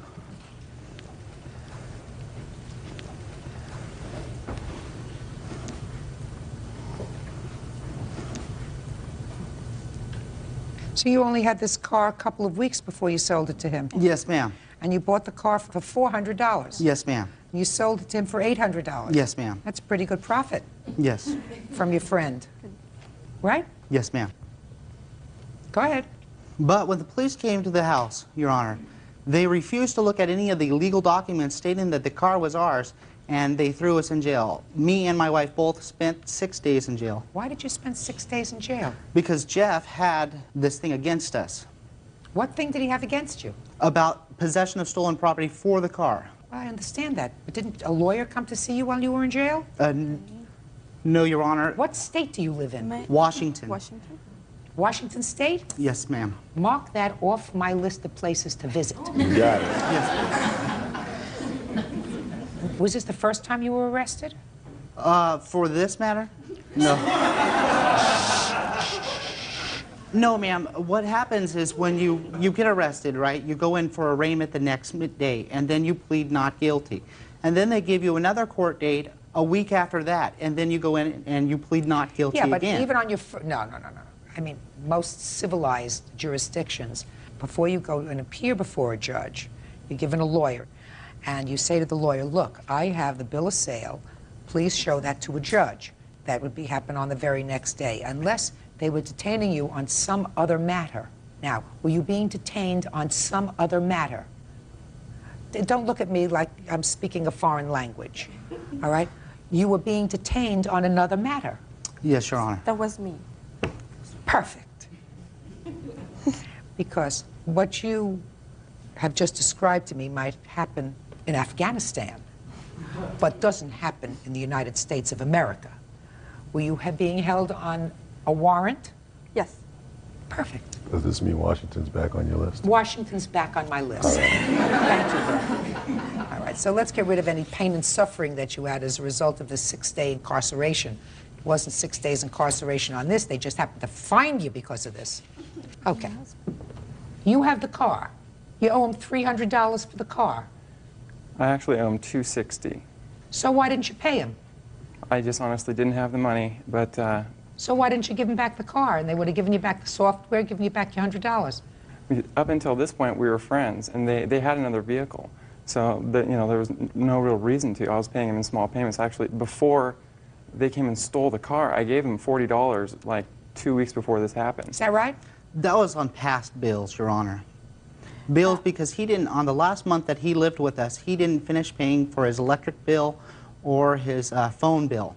And so we took this money for that. No, no, no, that's not what I'm asking you, whether you took the money for that. Did he say, when he handed you the $40, did he say to you, this is for car payment? Yes, Your Honor. Well, then you don't say, well, I'm not accepting this as a car payment, I'm going to put it towards your last month's bills. If he made the payment for the car, then he only owes you $260 for the car. So you agree you owe him $260 for the car? Yes, ma'am. Is that right? Yes. Okay. Now tell me about what you claim he stole. You say he stole property. Yes, Your Honor. On when we were released from jail, we had got evicted from our apartment, and my mother, Pauline Hall, she had packed my things.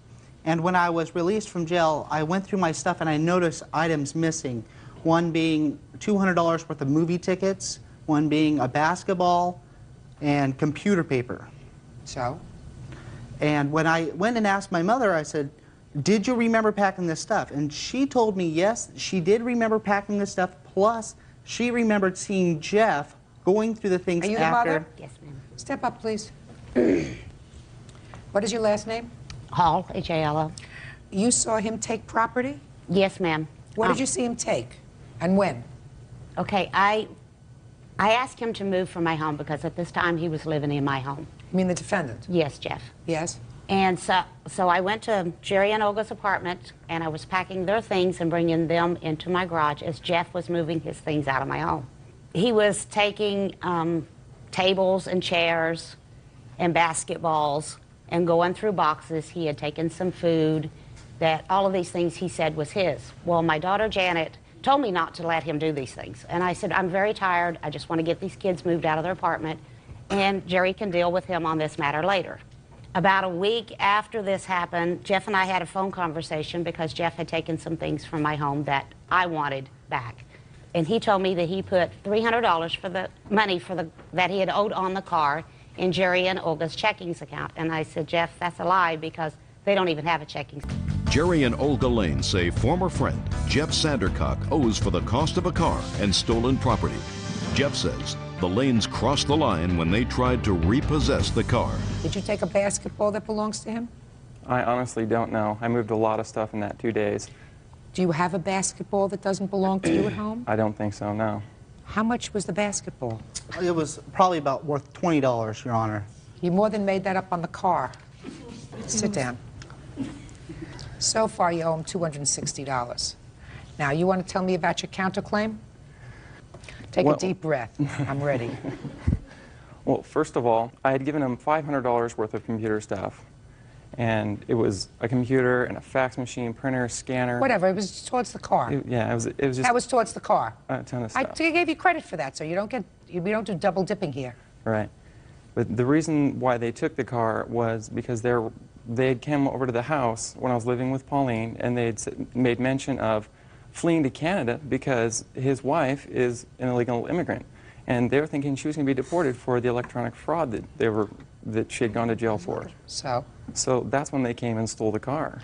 And I asked you a question. I'm on your counterclaim. Do you understand? You still owe $260 on the car. You agreed to pay $800. You didn't pay $800. You owe $260. You have a counterclaim. You say they took property. They owe you for computers, software, lost wages, and a whole bunch of pain and suffering. I'm waiting. The software he had dropped about a week before this had happened. It was just a CD that I lent him, and he dropped it on the ground, and it scratched, and he said he was going to pay me for it. It was $80. Next. The day he stole the car, I was supposed to be at 2 clients' place, you know, because I work for myself, and I couldn't get there, so I had to call and I had to cancel. So, All right. Cry me a tear. Go ahead. What's next? that was it. That was. And that's your pain.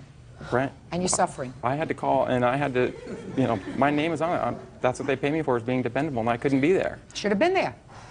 I couldn't. I didn't have a car. It was being stolen. Call a cab. Call a taxi. Taxi. Or walk. You don't get paid for that. He owes you $260 for the car. Period. Your Honor, about the matter about him losing wages, he was not in possession of the car. Just 1 second. Listen to me carefully. I just dismissed it. I would like to dismiss him. He has no cause of action. He has no claim. Anything else you want to tell me? Yes. What? First of all, I'm a legal resident. I'm not illegal resident of the United States.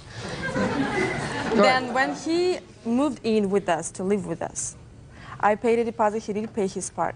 When he paid last money for the car, I said, this is for last bills. It's not for the car. This is for last bills. Listen to me. You had the car for 2 weeks. You didn't even transfer the title to the car in your name. You made a $100 profit. That is a 20% profit. Is that right? 20% profit on what you, 25% profit on what you paid in 2 weeks. People could get that in the stock market these days. They would be very happy. Stop complaining. Goodbye. He's our excuse. You may step out. The computer was worth way more than $500, you know, for all the hardware and stuff. Numerous times we came to Jeff and said, hey, you know, for us to resume our our friendship, he needs to continue to pay for the car. And now the next case. All parties in the matter of Fulcher versus Shaw. Step forward, please. 20-year-old student Sarah Fulcher is suing her former friend, 20-year-old student Catherine Shaw, for the cost to repair her truck. Sarah says Catherine drove the vehicle without permission. Miss Fulcher, you go to college? Yes, Your Honor. Which school do you go to? Tulane University. And you? Tulane University. According to your complaint, you decided to park your car at the defendant's house. Yes, Your Honor. And your arrangement, according to you, was that when you needed the car, you would come by and pick it up, and that there were occasions when she drove your car.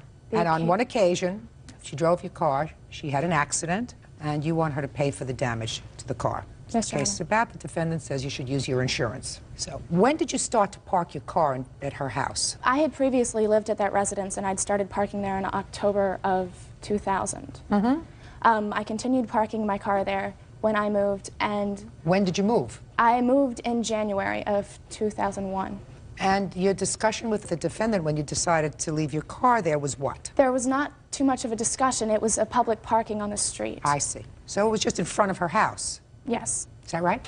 Not exactly. She also gave me the keys to her car, and she allowed me to run small errands. Did you have a car yourself? No.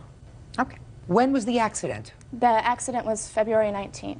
Tell me what happened on the 19th of February. On the 19th, I was running an errand, and I was time? Around 10 o'clock in the morning, and I was making a left turn, and as I was turning, a woman in a black car hit me, and she got out of the car, and she was hysterical, and then she was screaming about how her mother was a police officer, and that she was going to go get her, and she got in the car, and I never saw her again.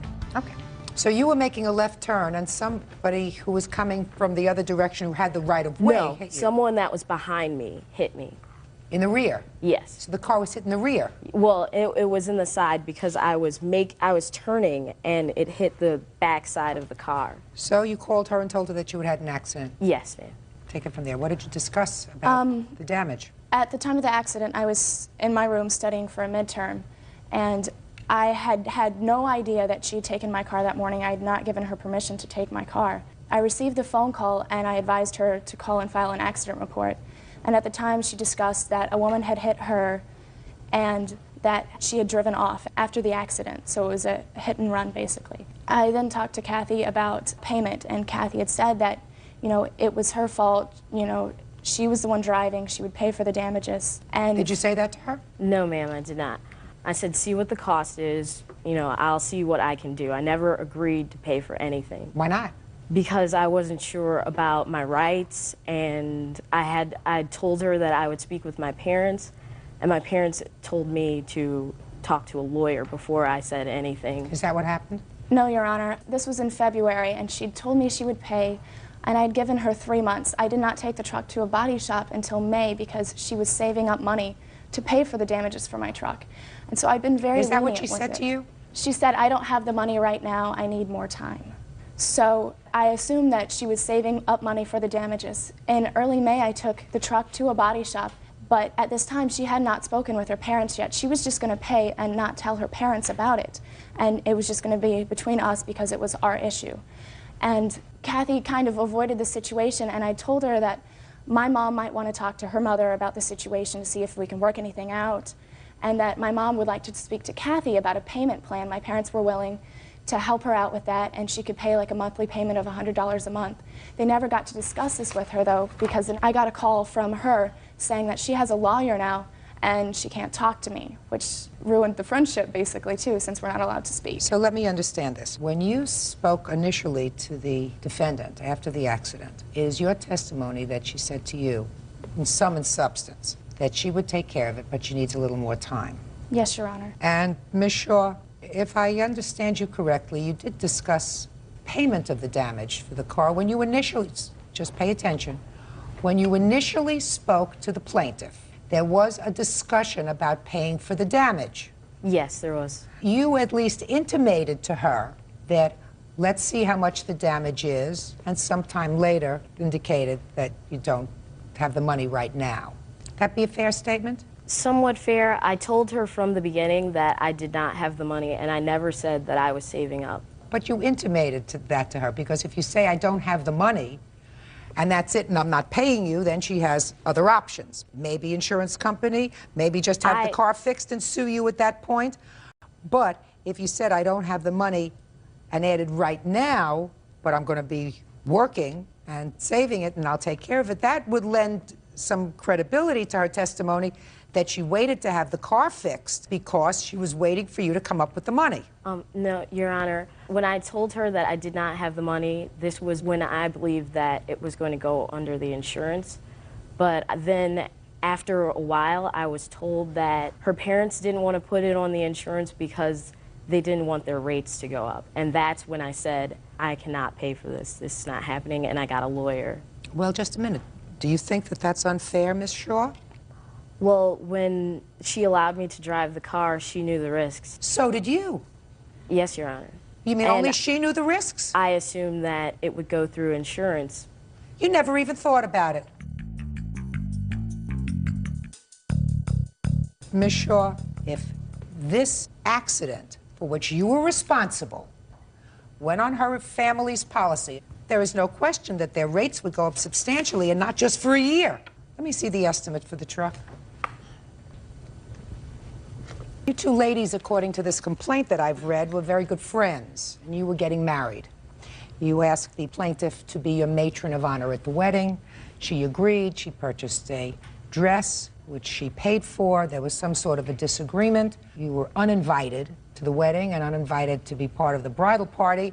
You want to be reimbursed for the dress, as well as, according to you, a lot of mental anguish, which we'll get to in a minute. The defendant has a cross-complaint for some sort of an assault and undermining some guests' appearance at the wedding. She said that you convinced some people not to come to the wedding, and she's got a lot of mental anguish, too. She's also countersuing for an assault. Okay, very sad. How long had you been friends? 8 years. When was the wedding planned? September 14th of this year. Okay, so now tell me what happened.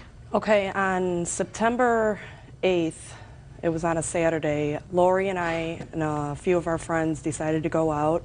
It was a week before her wedding. Lori didn't want anything big because at the time her father was sick, so she didn't know if she had to cancel or not, so she did, you know, she didn't want anything big. You mean like a bachelorette party? Yes. So we had decided to go to a pizza place, San Fratello's. At San Fratello's, we waited for about an hour. We were downstairs talking. Then they came up and they got us to sit at our table. And while we were sitting there, they were just talking about things they had did the night before. Now the night Who was talking about? it was Lori and the girls who were sitting at the table, the people standing up in the wedding. Now, I was... Other members of the wedding party? Yes, her family, okay? I have a letter from Lori. Tell me letter. So what happened? So they were talking about something that they had done the evening before. Right. They were altering dresses, they were doing party favors, and they were making seating arrangements. All of that I was excluded from, okay? Didn't understand. So they're talking about how they had a good night that Friday night, blah, blah, blah, this. And I asked Lori, when did you plan on telling me about this, Lori? And I can't remember quoted words, but it was basically, you know, it was no big deal, blah, blah, blah, this, and she went downstairs in the bathroom. I therefore followed her. We were both upset. Lori and I were talking. She said it was nothing to hurt my feelings. She wanted to have a family get-together. And I told her, you know, that it hurt my feelings. I was hurt. She started telling me there was a bunch of her family members that did not like me, okay, and... So, something happened in the bathroom, according to her. Yes, we got in an argument. It wasn't an argument, it was just basically our sides of the story, you know. But according to you, nothing physical took place there? No, nothing at all. She was in the bathroom stall. Okay, so nothing physical took place, according to you. Did you spend the rest of the evening together? Yes, we did. When did she uninvite you to the wedding? I came home on a Wednesday, September 12th, and after work I went in my mailbox and there was a letter in there from Lori, and I read the letter, and she uninvited me. Okay.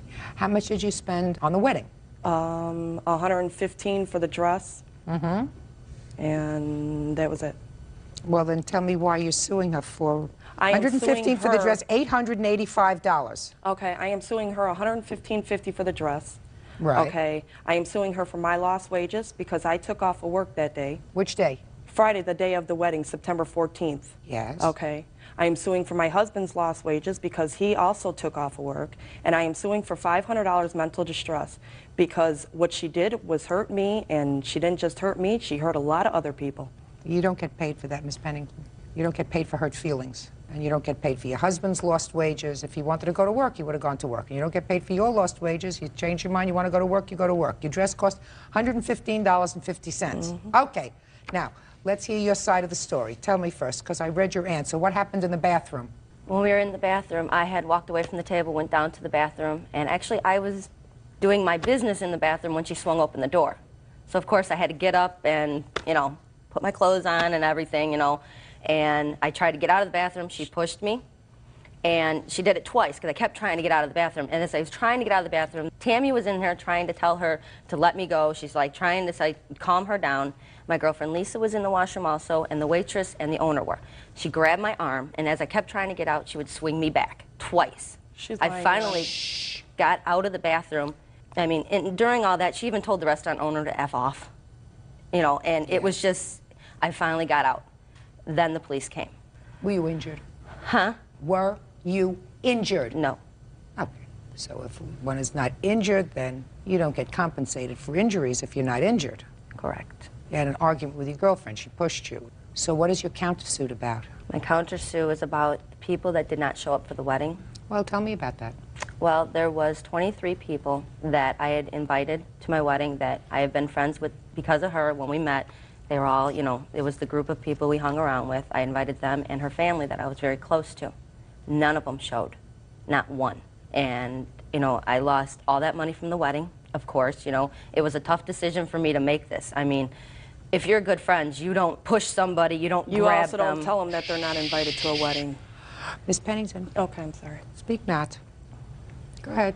And I feel that, you know, because of that, it was not my fault. She did not have to be that vulgar. She did not have to do that in the bathroom. She could have called me. Listen, there's no question. You had an argument in the bathroom. What makes you think that everything is worth a lawsuit? It's not. It's not. You're absolutely right.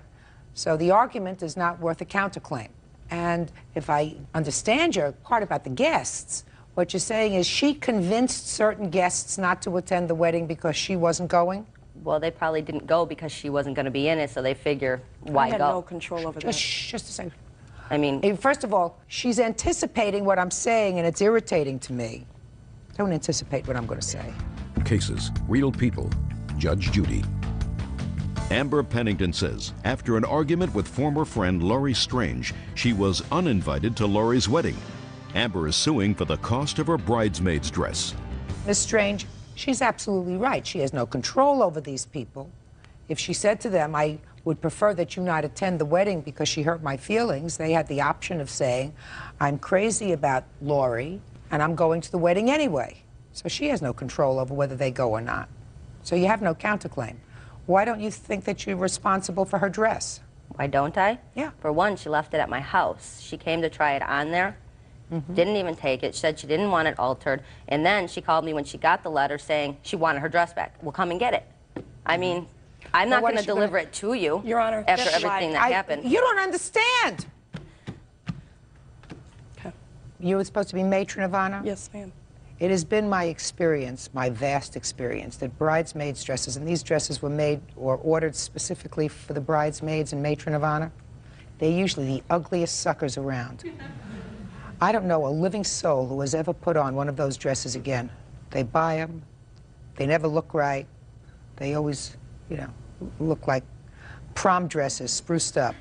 So she has absolutely no use for this dress. So what I'm asking you is, whether she had it altered or not, she was intending to be part of your wedding. At the last minute, once the dress was purchased, you told her that you didn't want her to be in the wedding. You had an argument. I mean, it's the kind of argument that probably should have been resolved. She had hurt feelings because she felt she was excluded from a party that you had before. It may not have been a party, it may just have been a family get-together, but she was very honest with you about her feelings. You may have been a little overly sensitive and a little immature. If some of her family got together the night before and you weren't invited, so what? Why would you want to do anything to spoil her wedding if she was your good friend? It had nothing to do with spoiling her wedding. It had to be included in her wedding. No. It had to do with spoiling her wedding. It did not. Miss Pennington, I'm going to try one more time. What you're supposed to say if she's your good friend is, it's not about me. You have to repeat that mantra. It's not about me. It's not about me. It's not about me. This is her day. It's all about her. And if my feelings were hurt, if I were a mature adult, I would have waited until perhaps a week or so after the wedding, maybe when they got back from their honeymoon, if they went on one and said, I just want to tell you, my feelings were really hurt that I wasn't invited the night before when you had some people over, because I thought we were really good friends. That's what a mature adult does. A spoiled, self-centered person, however, 2 days before or 3 days before a wedding, to create a scene and a fuss to diminish the joy of the wedding, is just that, a selfish, self-centered person. That's you. But you happen to be a selfish, self-centered person who was entitled to her $115.50 back, because she did, in fact, say, you're not welcome at the wedding. You had a loss. You're entitled to that loss. Not all the other things that you're suing for. Your lost wages, your husband's lost wages, your pain and suffering, your break. And Miss Strange, you are not assaulted in the bathroom. You had a fight with your girlfriend in the bathroom. That does not rise to the level of an assault. And the fact that some guests decided not to show up because she had been uninvited also does not create a cause of action. So your counterclaim is dismissed. The judgment in this case is for the plaintiff in the amount of $115.50. Thank you. Parties are excused. You may step out.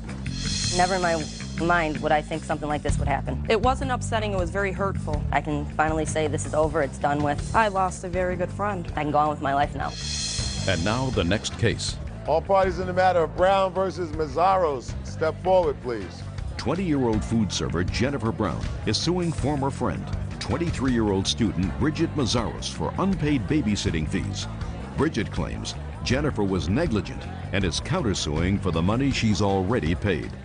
Ms. Brown, you are suing the defendant for daycare services that you provided for her children. She has a counterclaim, and her counterclaim is she wants you to pay her back the money that she did in fact pay you because she said you didn't do a good job. That's part of your counterclaim, yes. Is that correct? Yes. Then she's got some claim with regard to her son being injured while in your care, and then she's got a claim that has something to do with cats. So we'll take that in a minute. When did you start to babysit for her? I started babysitting on September 1st, 2000. And how many months did you babysit for her? I babysat for 5 months. What was the financial arrangement?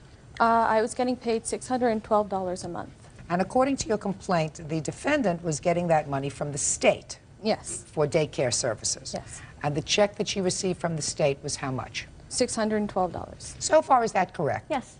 Then there came a time after 2 months, you said, that she stopped paying you. Yes. What happened to the 3 months' pay that she is owed? Well, actually, she's wrong about when she started daycare. She started in the end of August, the first week of the end of August, because my then Fine. So we got the end of August. partner, I didn't pay her because she didn't do her job, basically. Why did you fire her? I tried to fire her. I actually tried to get my sister in to babysit. I tried putting them in daycare. No. Why didn't you say don't come here anymore?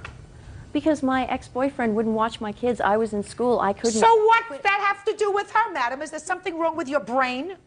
If you were not happy with her services, then you fire her. I did complain to her. She wouldn't listen to me. I'd come home, she'd be under the influence of marijuana, and my son got hurt because of her. Ms. Mazzaros, what were you doing with the checks that you did in fact receive from the state each month for $612? You did in fact receive the checks. Now, what were you doing with her checks? Well, I didn't give her the money, but I didn't spend it either. You're a hustler. Ms. Mazzaros, if someone was watching my children and I was dissatisfied with the quality of the care that was provided, I would not let them near my children.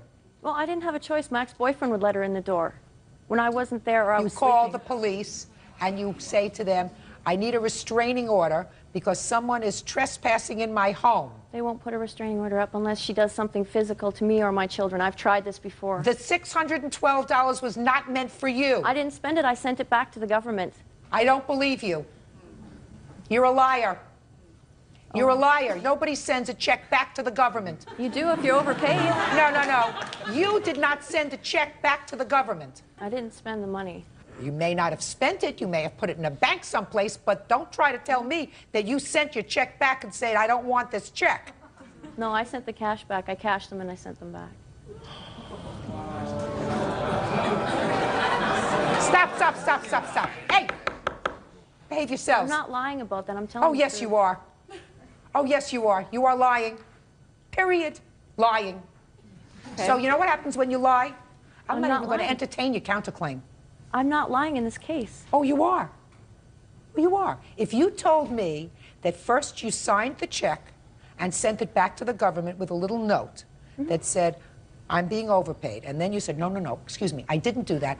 I cashed the checks and sent the cash back to the government. That's what you just told me. Yes, and that's what I did. And I phoned daycare more than once and told them not to send any more because she was not doing her job. How much do you believe that? It doesn't ring right. No, it doesn't ring right. It doesn't ring right because it's not true. On the plaintiff's claim, without any further ado, I am awarding her $1,836. Now, the only thing I'm going to hear from you, I don't want to hear anything about your cats. Okay. All I want you to do is tell me about your son being injured that she's responsible for. Well, on January 23rd, she was taking my sons, Nicholas and Austin, to speech therapy. Just 1 second. She picked the children up at your house? Yes, she took them to Shh, I'm speaking. Sorry. Who was at home when she took the children for speech therapy? I do believe my ex was. I'm not sure. I was at school. Had you seen her at all that day? Had I seen her? Yes, when she came home that night with the kids. Prior to her coming home? No. Had you seen her the day before? Yes. Who advised her of the speech therapy appointments? I probably did at the time, yes. Of course you did. This person who you didn't trust with your children, who you didn't pay because she was not taking good care of your children, you told her when the speech therapy appointments were and what time she had to be there. So she was taking the children for their speech therapy appointments at your request. Is that a fair statement? Pretty much, yeah. Good. So what happened? Well, they were on an accident, or they were on a bus, public transit bus, on the way home from speech therapy. She let my younger son, Austin, run to the back by himself, left him back there. The bus got into an accident, rear-ended a car, and he went up in his seat. There was no one to grab him from hitting the seat, and he was injured in the accident. Show me a medical report. Here you go. I also have the statement from the accident, if you'd like that as well. No. Okay. Did you retain an attorney? No, we filed a claim with ICBC. It's the Insurance Corporation of British Columbia. And what happened with that? Well, because his father wouldn't take him to the doctor to have him checked out a second time, they won't settle it at all. What was wrong with him?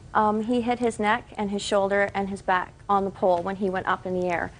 And they said that due to him being left alone, even if he does get anything, it'll be a very small amount because he was not being attended to properly. Oh, baloney. That's what...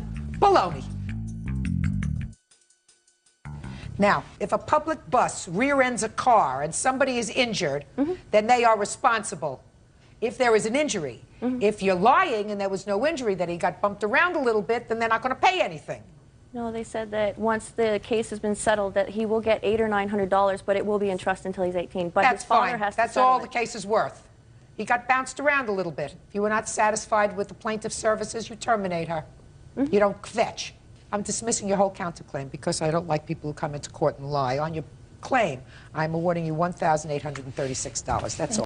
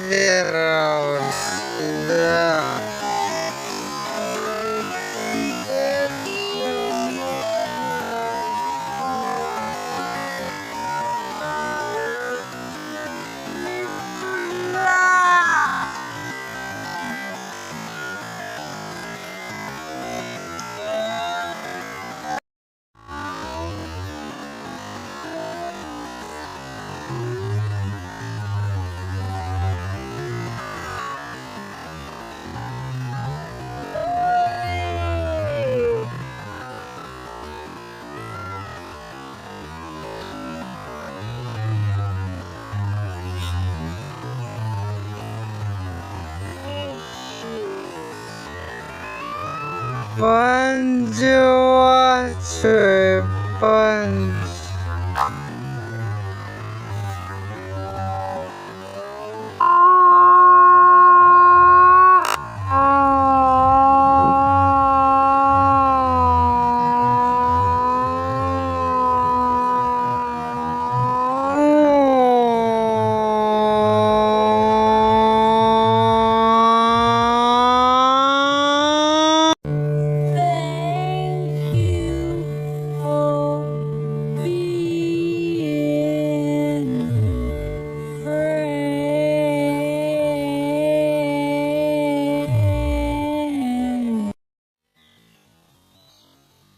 Happy 50th birthday.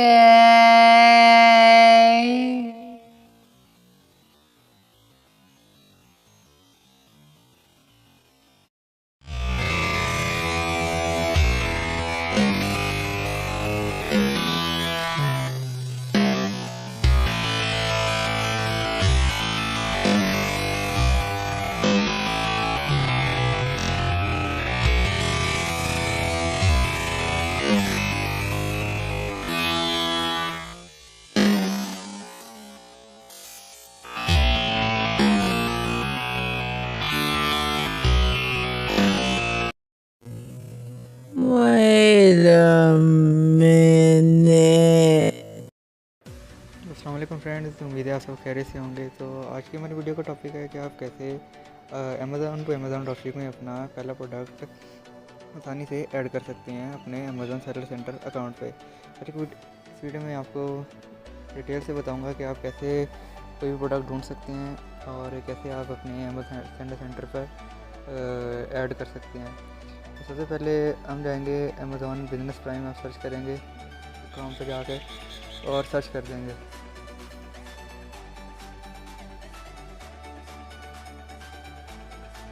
उसके बाद simply आप आएंगे best sellers में फिर आप जाएंगे movers and shakers में। Mover and shakers में आने के बाद आपने यहाँ पे देखना है कि कौन सा प्रोडक्ट आपके लिए सूटेबल है, कौन सी कैटेगरी में आप सेल करना चाहते हैं और कौन सा प्रोडक्ट आप सेल करना चाहते हैं। अमेज़ॉन का बेसिकली ये है कि आप हर कैटेगरी में हर प्रोडक्ट आप सेल नहीं कर सकते, क्योंकि मोस्टली कैटेगरी न्यू अकाउंट के लिए 80% प्रोडक्ट्स और कैटेगरी अनगेट होती हैं। तो इसमें आपको थोड़ा सा टाइम लगेगा हंटिंग करने में। तो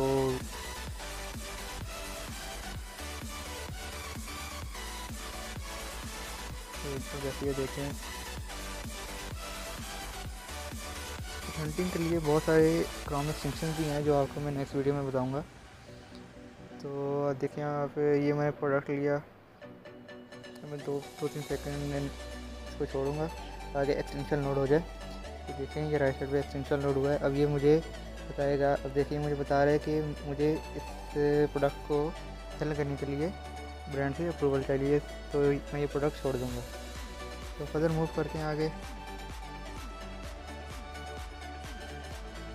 एक बात का अपने ख्याल रखना है कि आप जो भी प्रोडक्ट बेचें उसमें आपने देखना है कि सोल्ड बाय अमेज़ॉन और शिप बाय अमेज़ॉन होना चाहिए। और कोई भी प्रोडक्ट हो उसके नीचे आप देख लेंगे उसके बाद एक या दो FBA सेलर बैठे हों, उससे ज़्यादा FBA सेलर उस पर प्रोडक्ट पर ना हो। तो जैसे ये प्रोडक्ट है, इस पर भी मैं देखूँगा कि ये मैं सेल कर सकता हूँ या नहीं। तो ये इसके लिए भी मुझे ब्रांड से अप्रूवल चाहिए होगा, तो इस प्रोडक्ट को भी हम छोड़ देंगे। मैं आता हूँ आगे कुछ और कैटेगरी में हम देखते हैं। फॉर एग्जाम्पल हम जाते हैं इलेक्ट्रॉनिक्स में।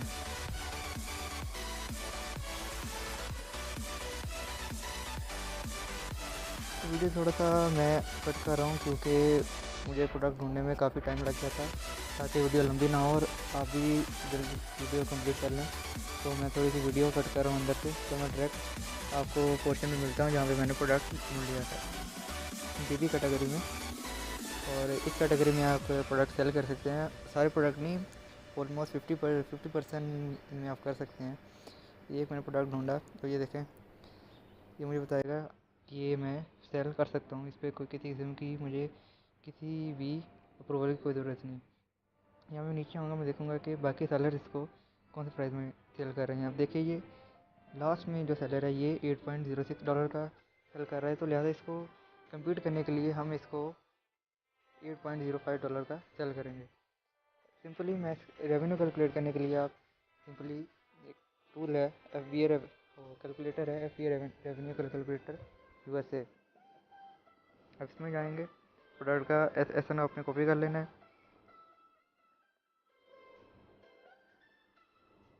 और यहाँ पे आके इसको पेस्ट करेंगे।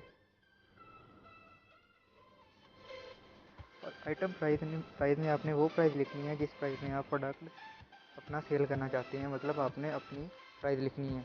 जैसे इधर ये सेल हो रहा है $5.27 का, लेकिन मैं इसकी प्राइस लगाऊंगा $6.00, क्योंकि हम ये सेल में नहीं बेच रहे, हम इसको प्रॉपर इसकी प्राइस में बेच रहे हैं। तो हमने लास्ट वाले सेलर को कंप्लीट करना है, तो हम इसकी प्राइस लगा देंगे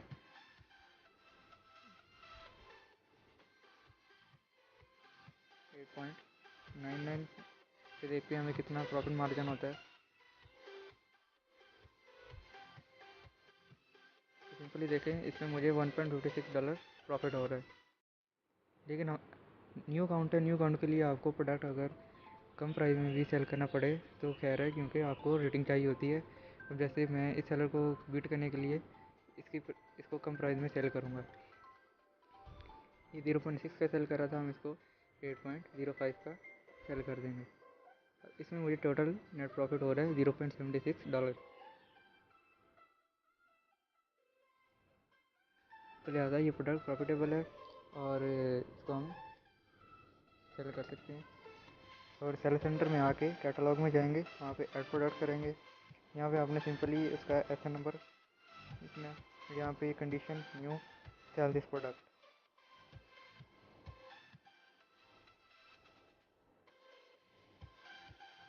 सेल दिस प्रोडक्ट में आके आपने जो कोई भी इसका SKU लिख देना, जैसे मैं लिख देता हूँ PCS/01। आप इसको भी देखते हैं, को भी रैंडमली जो आपका दिल करे आप इस पर दे सकते हैं। प्राइस हमने यहाँ पे लिख दी $8.05। क्वान्टिटी, इसके बाद क्वांटिटी आती है, क्वांटिटी आप कोई भी लिख दें, जैसे मैं 5 यूनिट्स लिख देता हूँ। Condition new. तो हम ध्यान रखना है कि अमेज़ॉन ड्रॉपशिपिंग में हम मोस्टली FPM करते हैं, इसलिए आगे आपने आगे सेवन फिनिश कर देना है। तो मैंने प्रोडक्ट पहले ये लिस्ट किया हुआ था, तो ये आपको मैं दिखाता हूँ इन्वेंट्री में जाके। ये देखें, ये नीचे पहला वाला प्रोडक्ट मुझे शो हो गया है। ये देखें, तो मैं नीचे जाऊँगा, ये देखें पहले इधर 4 आ रहा था, अब 5 आ रहे हैं सेलर्स।